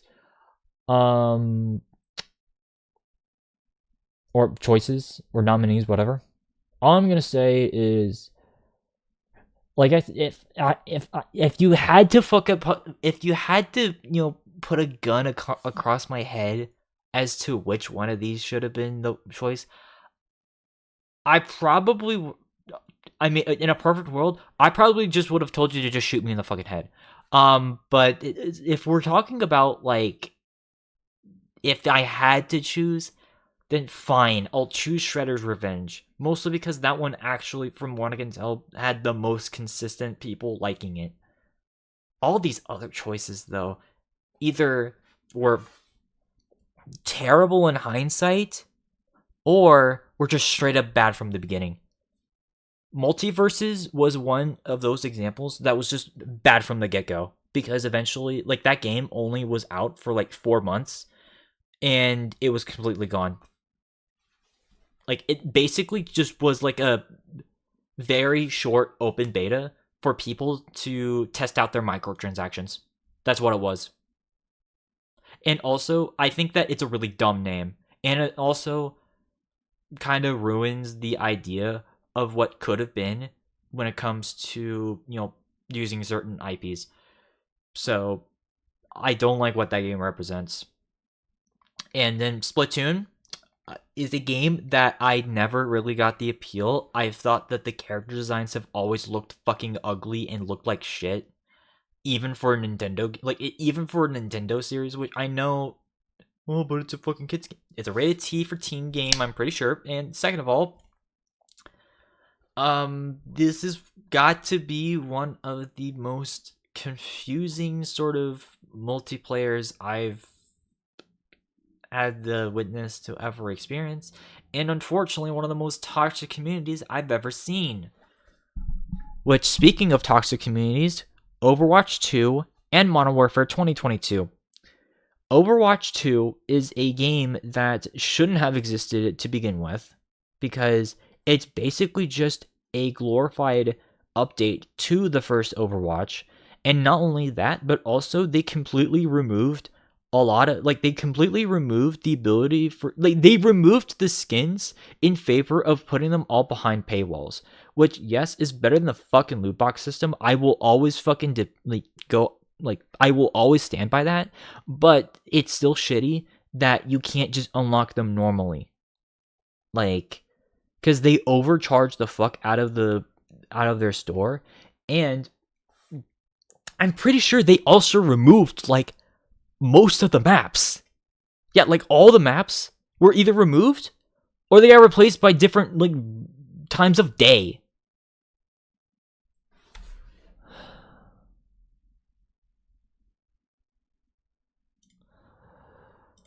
It's not good. This is a not good indeed, Fantano. This is not good indeed. And as for Modern Warfare 2022, okay, while the actual shooting and the general gunplay is actually fine, as a matter of fact, I will say it actually is pretty good. It's a Halo Infinite situation with Modern Warfare 2, where it's the story is a fucking 5 out of 10 at best, and the multiplayer just felt rehashed from not only Modern Warfare 2019, but more importantly, just ultimately felt pointless because Modern Warfare 3 came out with all the fucking same guns, with all of its new guns. And I'm pretty sure they even brought all the fucking maps from Modern Warfare. No, they did. Okay. So they kept the maps here. But then, I don't know. This one, okay. Is Modern Warfare 2 2022 the worst Call of Duty game released? No. But it's representative of just the modern problems with Call of Duty in general, in the fact that this needs to stop being a yearly franchise. They need to stop releasing a game every fucking year. Because you can tell, they're running out of ideas. And with Modern Warfare 3, they ran out of ideas. So, yeah, frankly, I don't think any of these options were any fucking good for any reason. So, what ended up winning? Splatoon 3, because fucking the world hates me. So, you know what? I decided for this one, I just completely just said, fuck it. And I replaced them with completely new options, because these are all fucking terrible choices. So, these are the choices that I ended up having. So, again, games we've already talked about here. So, Warhammer 3 for its cooperative campaign and its multiplayer, PvP sort of thing. Rogue Company, because like I already mentioned, because this is a, CSGO style game. Izanzo for the tactical shooter thing. And Bannerlord, obviously, because, it's a hack and slash, sort of thing. So, I'm just going to cut to the chase. What was the one that won? In my opinion, if I had to fucking, choose the best multiplayer game to come out of 2022, the winner of said award goes to Rogue Company.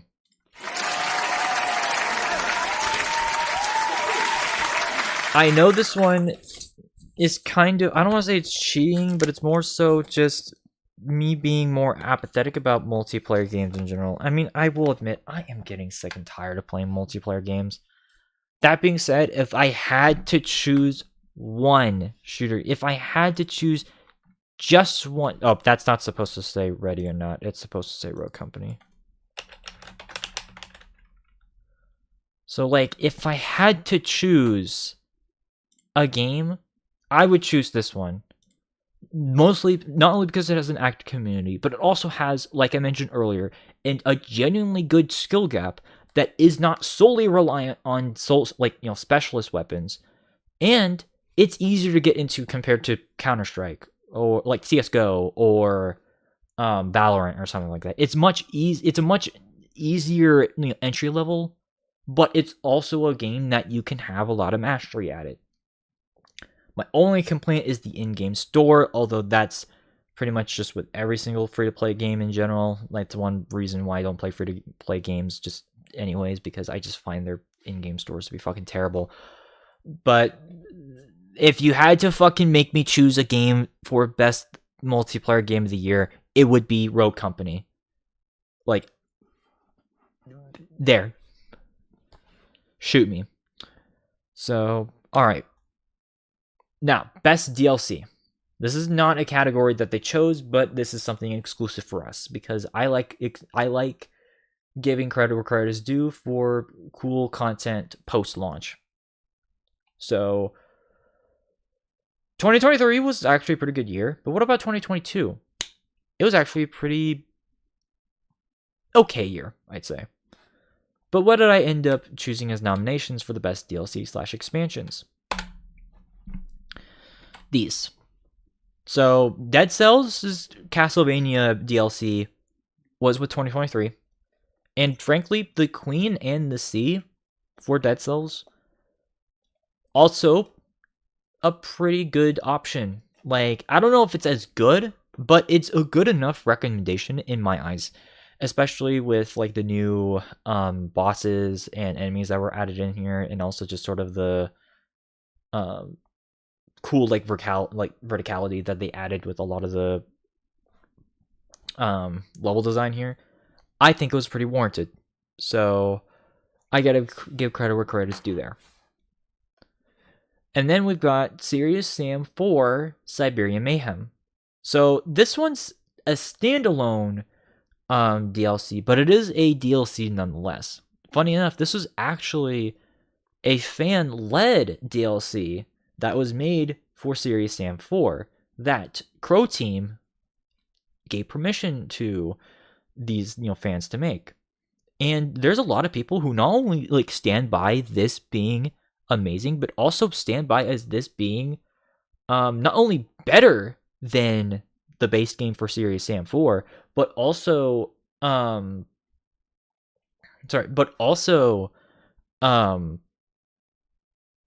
one of the best things to come out of Serious Sam in a long time. So, Serious Sam being a first-person shooter, for those who don't know. And that's actually pretty awesome. So, that's actually pretty nice. And it's nice to see like the developers allow like the community to be able to make an official product. That's pretty nice.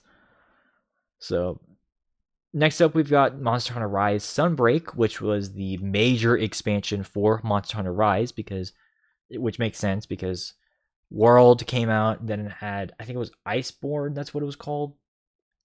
A lot of people loved that DLC. And well, Monster Hunter Rise came out in 2021, and Sunbreak came out in 2022. And this was also pretty impressive as far as expanding upon the Monster Hunter Rise's sort of game, like sort of just the general content, because this basically added a huge new jungle biome area with like a bunch of bosses, not bosses, like a bunch of enemies from previous games, and even brought back like one of the Elder Dragon bites, which was pretty cool to see. So massive W right there. And of course, Resident Evil 8's Shadows of Rose sort of storyline, which was a pretty was a one that got a little bit in the feels, admittedly. So I don't want to get any spoilers for this one, but like if you want to try, Resident Evil, if you want to have a bit more Resident Evil 8 related content, have a crack at Resident Evil 8's DLC. I would definitely argue that it's probably as good as Resident Evil 7's DLC. So if you liked Resident Evil 7's DLC, then you'll definitely like this. Though I will say this, you guys are probably looking at me, where the fuck what about Cuphead's DLC? If you guys know me, okay, I don't hate Cuphead. It's just I don't like that sort of rubber hose style, or at least one that's like super obviously rubber hose. I'm fine with it if it's something that is heavily inspired, but not anything that's like directly that, if that makes sense. Like I like My Life's Teenage Robot, which is heavily influenced by that sort of stuff, but it's not directly influenced by just that. It's inspired by like 1950s posters, like sort of retro future posters, 1990s anime. Like it's so like I like it whenever it has a bit of a style to it.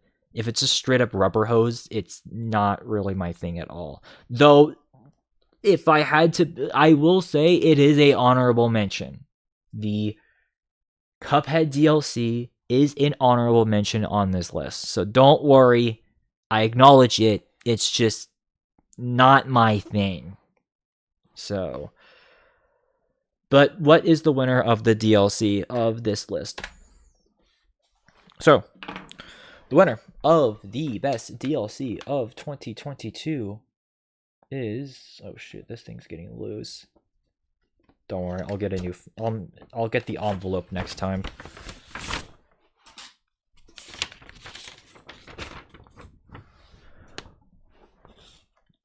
Monster Hunter Rise Sunbreak. So I'm gonna make this one real quick. So, but basically, this is a DLC that basically, like, it was basically a revitalization of content from Monster Hunters, I think 2 and Try, which were games that were, I don't think they were available in the United States now I think about it. So to see content being released to the States is pretty nice, specifically with like the fan favorite creatures from those games, as well as the Elder Dragon boss was pretty damn cool to see. And even just looking at like just sort of the jungle area, it looks pretty damn cool. And I just think like this, I mean, being an RPG already kind of helps it being able to win best DLC / expansion. If I had to give a second choice, it would definitely be the Resident Evil 8's DLC or Resident Evil Village, whatever.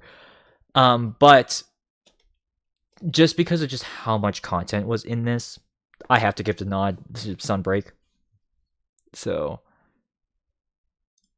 yeah.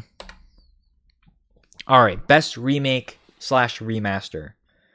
So basically, this is where the category of remakes and remasters go into play.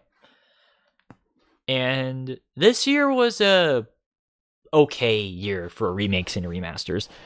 Well, except for one which didn't even deserve a remaster.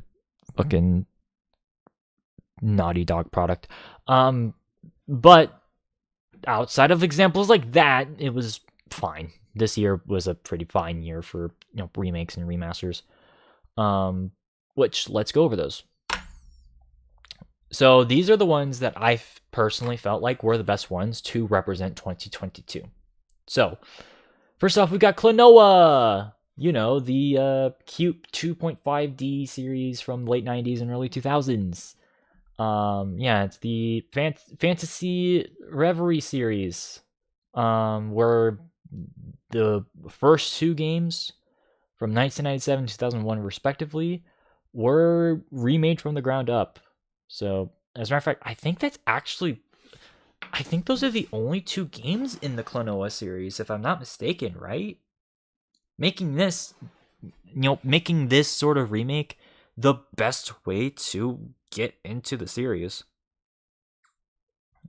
So, but yeah, let me check.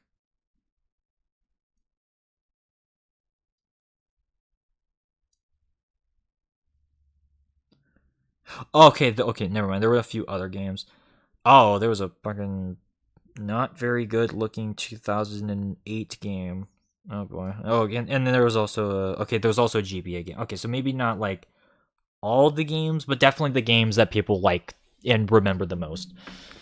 So, yeah, no, this is definitely the best way to get into Klonoa, especially since this game is so cute. These games are adorable. Stray, move the fuck aside. This is the game that's so goddamn cute. He's so cute, like my kitty cat right there. He's asleep. I'm sorry. Wait, no? Oh, he's. Look at him. I know that table's a mess, but like, look at him. He's so adorable. All right.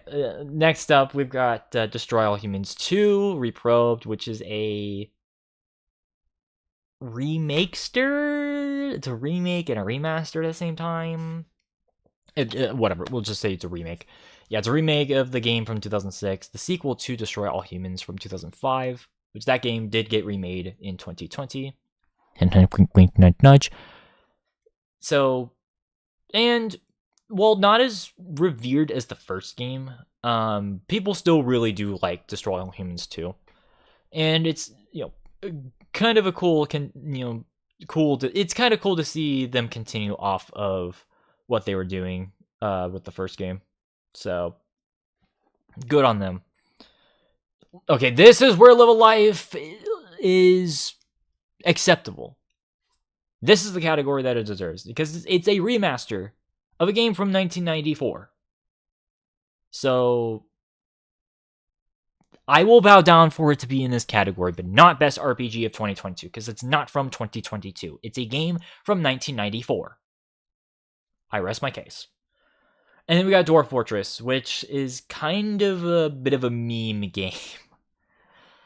Basically, this game, it's kind of okay. This one's a weird case because it's like it's a remake of a game from it's a remake of like an indie game from 2006 where it basically emulated a old like Commodore 64 game. But this is actually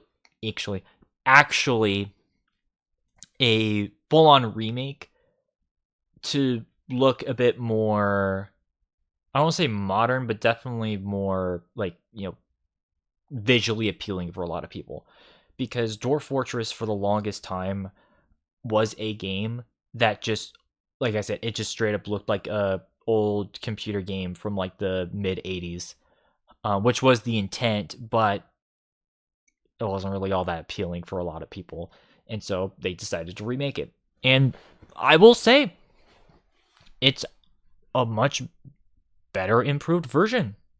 I know there's going to be some fucking nerds who are always going to be like, oh, but the original is so fucking good because, like, yeah, okay, you pretentious nerd. Okay. I know you don't have good taste in gaming, but okay.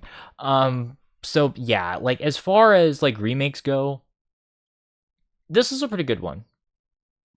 But what is the best remake? Let's answer that question now. The best remake. Oh shoot, I didn't do the fucking thing because I'm speeding through these now. So the best remake of 2022 is the Klonoa remake. So, I mean, as far as, like, kids' games go, this is the best option for kids' game of 2022. Not fucking Mario Rabbids Spark of Hope. I swear to God. This is if you want to get your kid into a cute, lovable game that is, E for everyone, this is your game. So, granted, it's a remake, but it still holds up even to this day. It's an excellent throwback to, that sort of late 90s and early 2000s era of gaming. It recaptures the gameplay and the essence of the originals, despite being full-on remakes of both of those. And it's kind of weird that this is kind of an underrated series, too. Yeah, like, this is, like, I don't know. I feel like this is a series where it's like you're kind of, if you're in the know, you know about it, but, like, if you aren't familiar with either PlayStation 1 games, or I guess PS2 in the case of the sequel, or if you are familiar with, if you're not familiar with, platformers, you may not even be in the know for this. But I recommend it. And I think that as far as, like, games that are easy to get into, but don't treat your kid as if they're an idiot, if that makes sense, this is actually one of those games that I would easily recommend. So yeah, no, go for this series, go for these two games. And again, the game is so goddamn cute. It's so cute. So it wins. All right, best art direction. So this is the best visual style of the games. So let's get into this, because I am admittedly kind of getting a bit winded right now. So I just kind of want to get these over with. So best art direction / the best art direction, sort of art style. These were the games that were nominated. So Horizon Forbidden West, Elden Ring, Stray, Scorn, and then God of War Ragnarok. Again, with Stray, that one's kind of a more just me being apathetic, but also I don't know if I fully agree with it being the best art direction, because, like, it's a more realistic world, but it's not really stylized, if you know what I mean. Like, there's not really, like, a style to it.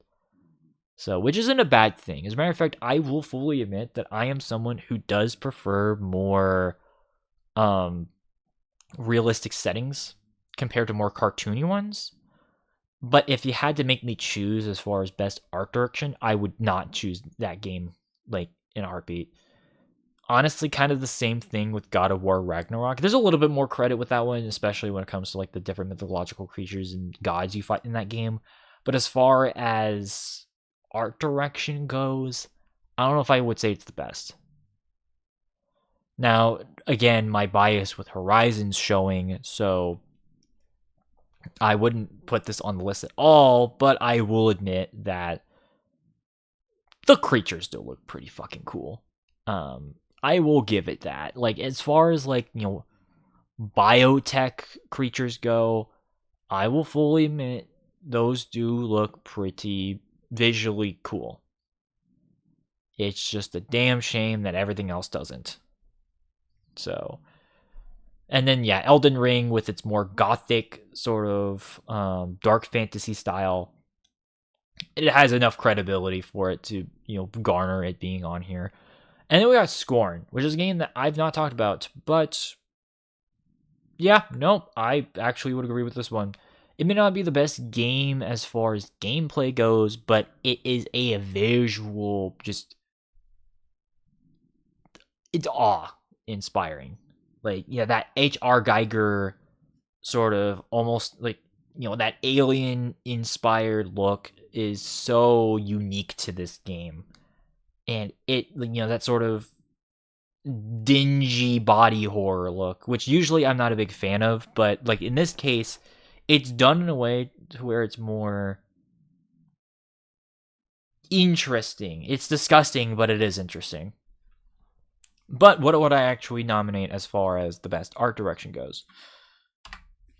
Okay, well, Elden Ring won, because it won every goddamn award.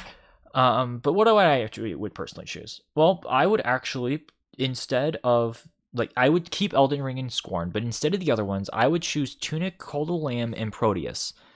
Because, like I said before, with Proteus, it had a really cool Cthulhu, like it's sort of like a cultist, like Cthulhu demonic look to it, which I thought looked really goddamn cool, especially with the mixing of 2D sprites with modern 3D backdrops. I thought that that sort of combination was really cool to see. And it's a damn shame this did not get any sort of nomination at all. Like it didn't get any sort of nomination at any for any award, which is a damn shame. Because it would have easily qualified. And then, well, speaking like going off the cult sort of aesthetic, Cult of the Lamb.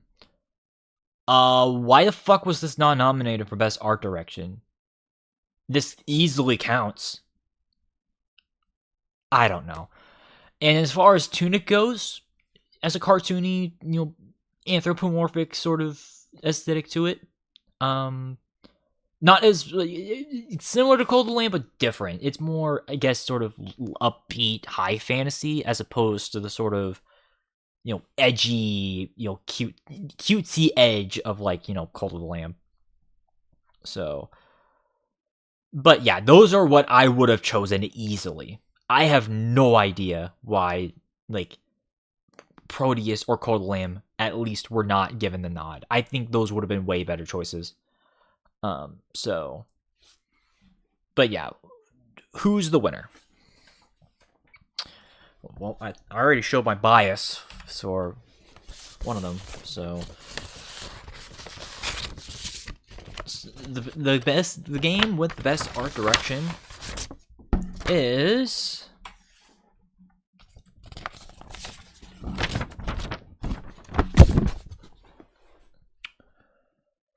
Cult of the Lamb.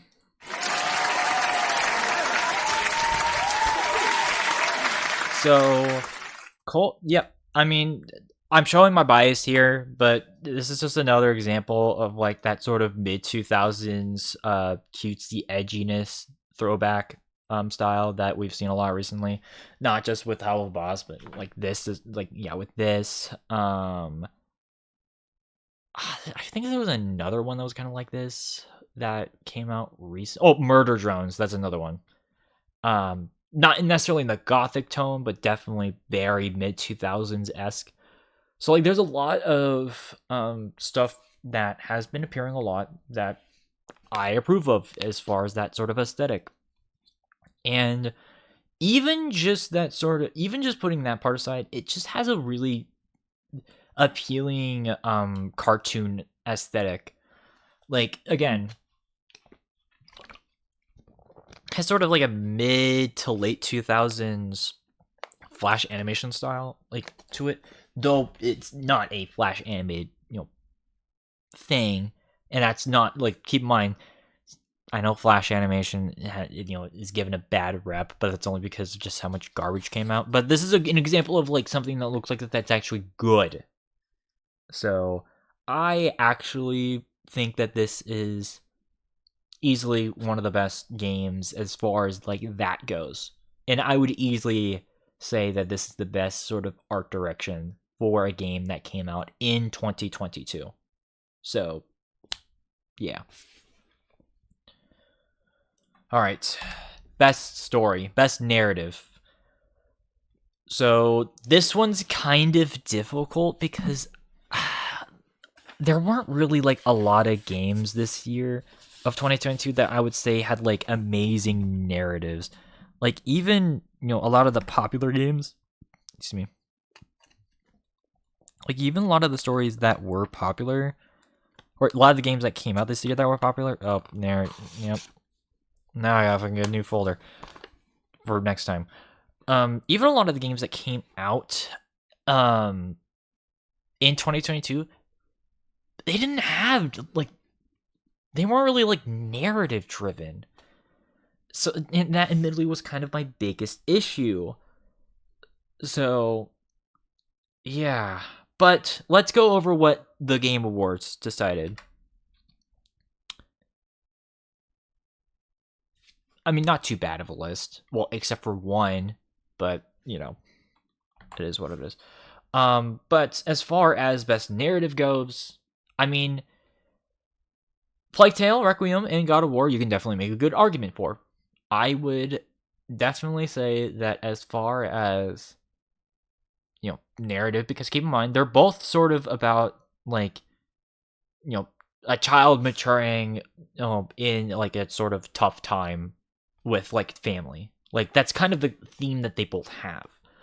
And as, like, with Plague Tale, like, Requiem, it's sort of more just trying to find your family. Whereas with Ragnarok, it's kind of more so, like, living the life of your ancestral family. So, which does lead to pretty compelling narratives involving both of those. And then we've got Horizon Forbidden West, which, I mean, I don't like the game, so, but, and again, narrative is, I don't want to say it's subjective, but it's just, I don't know, it's just, RPGs in general are kind of hard to have, like, a compelling narrative because of just how long RPGs are in comparison to other types of games. And so because of that, like, I don't know, like, if this is, like, the best choice, but you can definitely make a case. If you are a big Horizon, like, stan, I totally understand this choice. And then we get Elden Ring, which, this is another complicated one because it's like, it's a good game, but this is kind of a weird one because honestly, I would argue that this is the weakest category for Elden Ring. Like, it's not really, like, again, Elden Ring has a story, but it's not the focal point of the game. The focal point of the game is the gameplay. So it's kind of weird to have this here, Like, it's not a bad game. As a matter of fact, you're about to see why, you're about to see, a few things about it. I mean, again, we already gave it a fucking win. So, like, it's obviously not a bad game. It's a good game. I just think that this is the weakest category for it. So, yeah.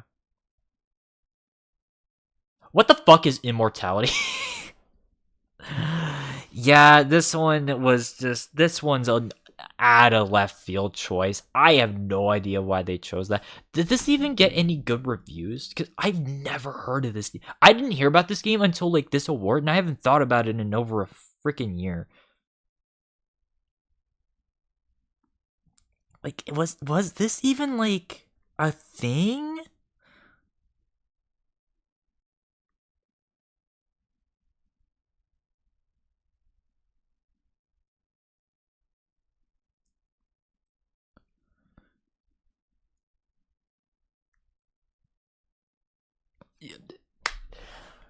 Well, it was for critics, but definitely not for users. Look at that. 6.5. Jesus Christ. Although, to be fair, that number was very common with a lot of games from this year, even the ones that, like, I actually ended up putting on my own lists. So, no. So what would I actually choose for best, like, for the nominees? Oh, well, God of War Ragnarok won, so, which, fair. These are the games I would have chosen. I honestly, like I said, Sifu and Ghostwire, they got shafted. I'm gonna be real. They got shafted. Ghostwire Tokyo got shafted. Especially considering that, again, that's one of the few games where you're actually trying to save everyone as opposed to killing everyone. And, that sort of overarching narrative, I think it works better in that game than it does with Elden Ring. Because with Elden Ring, again, it's more of a gameplay driven sort of experience. Whereas with Ghostwire, the story is a bit more intertwined. So, same thing with Sifu, actually. Sifu has, again, the narrative is tied to the gameplay. Because, again, you're trying to climb the rank. Like, basically, you're trying to, I don't want to say climb, but you're definitely trying to go up in terms of, taking revenge. And I don't know, it's just again, the idea of you, every time you actually get defeated, you get older, but you get stronger, or no, yeah, you get older every time. It's just so fascinating to me. Like, I don't know how to describe it. It's such a unique and interesting concept to me. So, yeah, easily recommended for narrative. I'm actually shocked that this was not given, and fucking Immortality was. Fuck that. So, yeah, let's get to the winner though. You might be actually surprised on who's going to win. Because the winner of the best narrative for 2022, my opinion, goes to A Plague Tale Requiem. So this one is honestly a very sad story, if I'm not gonna lie. Because yes, so it basically, the characters, this is obviously the sequel, and so it's a bit more of a matured story with our characters, as you see that they've gotten older. But the fact that this is also a game where, and this is not a spoiler, you're basically, like, the main two characters are trying to find their family, essentially. And, well, considering that this is the medieval France that we're dealing with, specifically, 100 Years War France here, yeah, like, that's just kind of scary to think about, especially, with Black Plague going around, and, well, having all these rats roaming around too. Like, it's kind of fucking terrifying to think about. And just that sort of intense narrative of trying to find the ones that you love, I find it to be not only a relatable, but a very compelling narrative. So that is my personal choice for 2022. Although all the choices that I nominated are I can easily accept. This is just the one I feel like is my personal choice. Last but not least, we get to the game of the year. What is the best game to represent 2022? Truth be told, there's quite a bit. But let's see what the Game Awards have chosen as the game of the year. Spoiler alert, it should not be surprising. So, Horizon, Elden Ring, Stray, Xenoblade 3, Plague Tale, and Ragnarok. I mean, I already went off on why Forbidden West should not be the winner, nor Stray. And Xenoblade, again, Xenoblade's, none of those games are bad. I just don't think that they're the best options when it comes to Game of the Year, especially. Like, I don't know. It's just with Xenoblade, it's just kind of,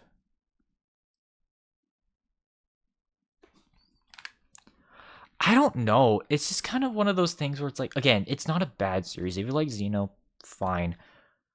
But it's just not really my thing per se, if that makes sense, Like, it just could have been better. As far as the other choices, Elden Ring, Ragnarok, and Requiem, oh yes, I do agree with those. I think I made it pretty, I think I made it pretty obvious, so. But, I don't know, it's just, as far as, like, me personally,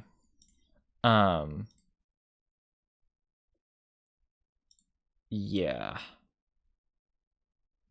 Sorry, I'm just looking at something. So yeah, there's that. So yeah, no, Plague Tale Requiem, like I said, has the best narrative. God of War Ragnarok, I know it seems like I'm shafting it. I'm sorry. But God of War Ragnarok is a genuinely good game. Like, I have no problems with God of War Ragnarok. As a matter of fact, I see why a lot of people really do love it. Though I will say the pre-order stuff was pretty dumb. And then, of course, Elden Ring, like I said, that game was all over the fucking, place as far as, like, recognition and stuff. So at the end of the day, like, I don't I'm not gonna. Yeah, I'm not gonna give like too much shit as far as like that goes. So, but it should come as no surprise though that Game of the Year, Elden Ring won. But what I have is the nominations for Game of the Year. Honestly, just remove Stray. Yeah, removing Stray, Horizon, and what was the other one? Xenoblade. Honestly, I would just replace them all with just Skywalker Saga. Again, this game got fucking shafted. I don't know why this as well as Total War Warhammer 3. Although I don't think I would nominate that one as Game of the Year material. Mostly because of some of the technical problems that Warhammer 3 had. That's why that's not nominated. Even though I really do like it, I don't know if I would go as far to say it was Game of the Year because of those technical issues. But Skywalker Saga, I have no idea why the fuck that was not nominated. Like, that only got nominated for one category, and that was Best Family Game, and it didn't even win that. Like, it was actually, again, this Game Awards honestly was just so mixed. But let's get into the winner. I think it should be pretty obvious which game is going to win. So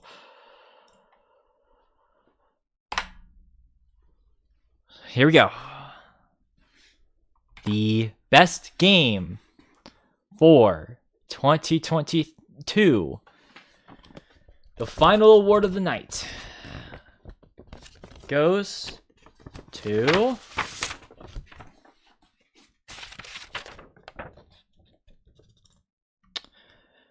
Elden Ring.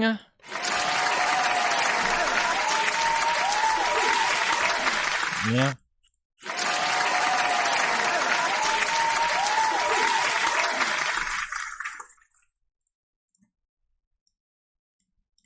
God of War Ragnarok came out just a few months earlier. You know, real quick, I want to thank everybody and say that I think I want to nominate this award to my Reformed Orthodox Rabbi. Oh my god. Oh my fucking god. This.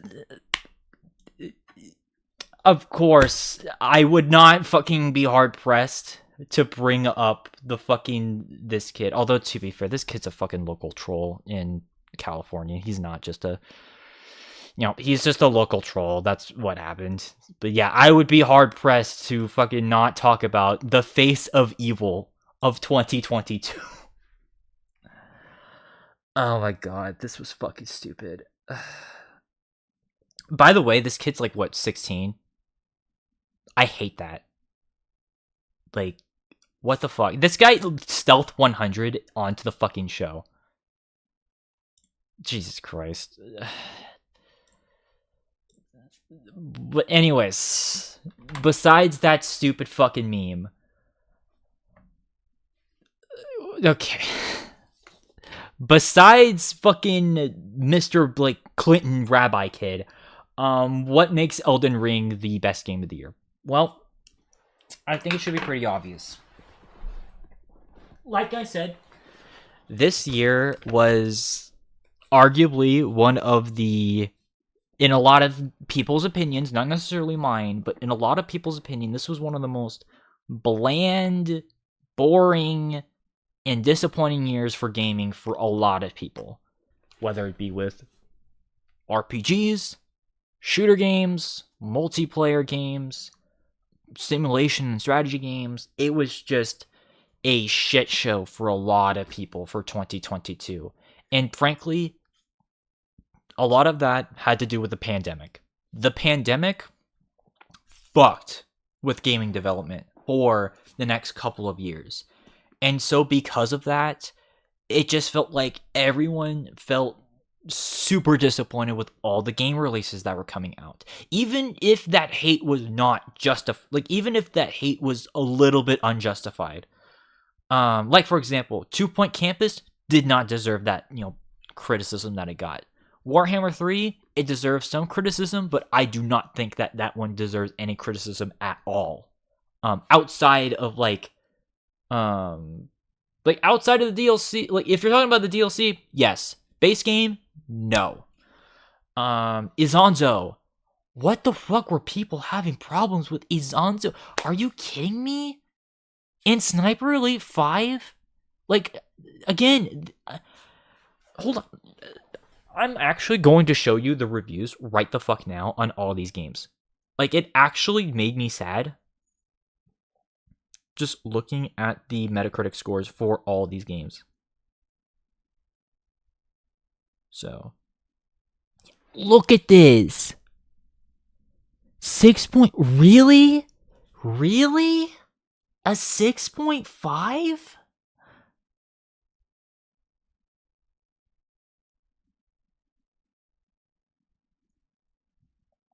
Oh my fucking... Look at this. Warhammer 3? A 5.3. Yeah, that got review bombed hard on Metacritic. What was another one? Oh yeah, 2 Point Campus.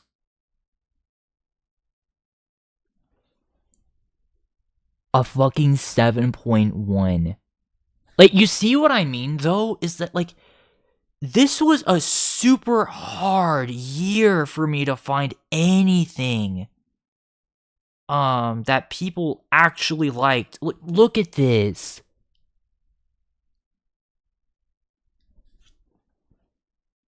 Shit, I'll even look up... Hold on, let me look up A Plague Tale. I think even that game got... Oh, no, okay, that one was fine. Proteus? Did that one get a lot of shit? Yeah, like, even Proteus... Look! 7.5. It barely skimmed through. Like, people had no chill in 2022. Like, at all. Like, I swear to God. Like, this was a pretty fucking dire year. That being said, let's look at the score for Elden Ring. Oh, okay. Yeah, like, it's a fucking 96. It's still an 8.0, which is still lower than I thought it was. So, although to be fair, that's PS5. What about PC?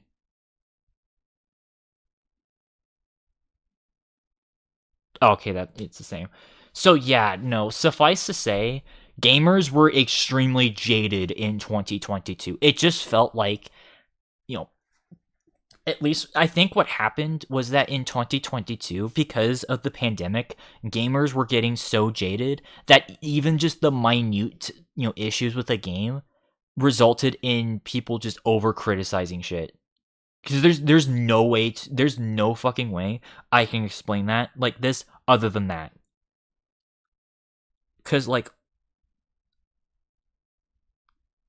there's no reason for all, because it was all of these games. I mean, look at you look at Sifu. This is all the Sifu. Oh my god. So yeah, no, like, suffice to say, this was definitely not, like, I think again, I think gamers were just way too fucking jaded. Like, I don't usually like, putting the blame on, like, a group of people, but here's the problem, is that, like, there were so many games that just got just fucking shit reviews just because of, like, the smallest, like, not even, like, because the game itself was bad, but because yeah, people just did not fucking jive. Like, they just did not yeah, they just straight up did not vibe with the... Oh my god, look at this. Yeah, no, that right there should be pretty telling. Hell, you know what? I'm gonna check the Klonoa.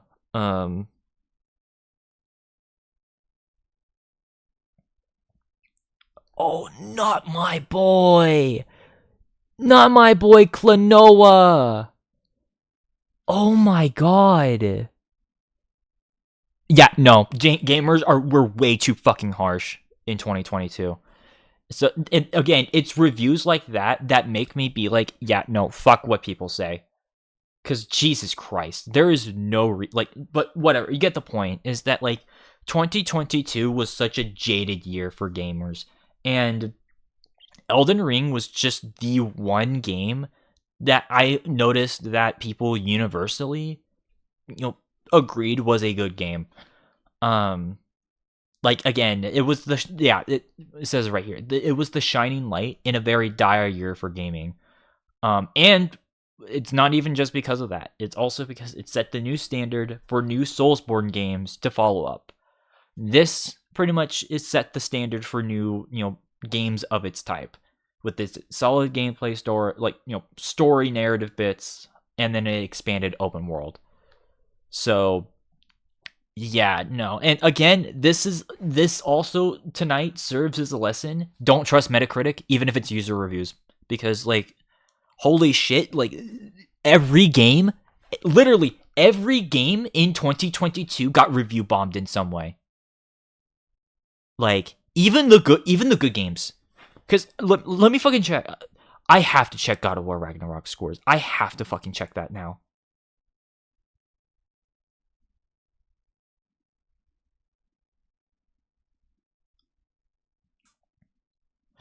I mean, okay, it's a 94 and 81, which is still good, but it's like, what? Even like, Jesus Christ, man. This was not a fucking, like, let's even look at the yeah, like, even games I don't even like 7.9. This was the year of like the review bomb. I'm just gonna be straight up about it. So, oh, I gotta check Skywalker Saga. I know this is turning into from the Caspian Game Awards 2022 to like the thing. Okay. This one's a bit more evened out. But yeah, still set like, damn. Yeah, this was a fucking dire year for gaming. This was a pretty fucking jaded year. But regardless, Elden Ring was the game that persevered. And even though I'm not the biggest fan of Soulsborne games myself, I recognize that Elden Ring was in fact deserving of the game of the year. It's not like with Baldur's Gate 3 for me with 2023 where that did not deserve it at all. Mostly because of that, and I think that game's overrated as fuck because of what fucking happened with Wizards of the Coast. I feel way more comfortable saying that Elden Ring deserves being considered Game of the Year. And I can definitely say that, yeah, no, this game should be remembered for being the thing that brought everyone together. So, at the end of the day, that's what matters.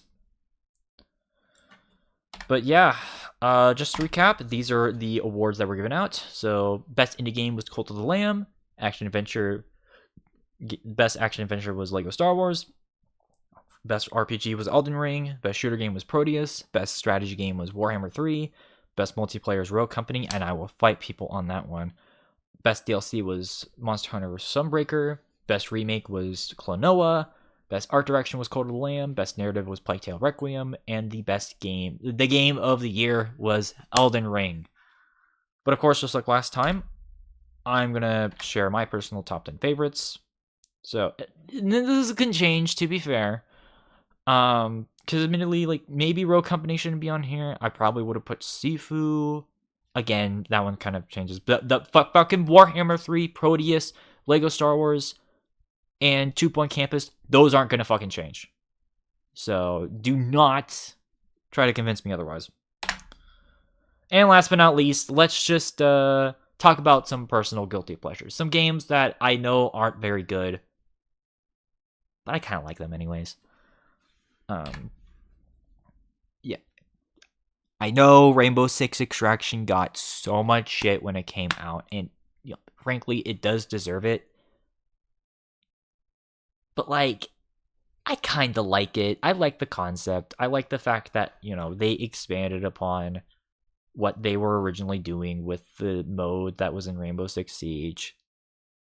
Is it better than Siege? No, but it was a decent experiment, I guess. Shadow Warrior 3, again, that's a game that also got a lot of shit when it came out. But I like the visual style that they went with, and I thought that it was a game that,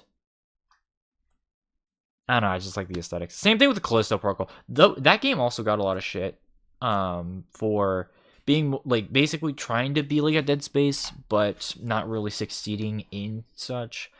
But as far as horror games go,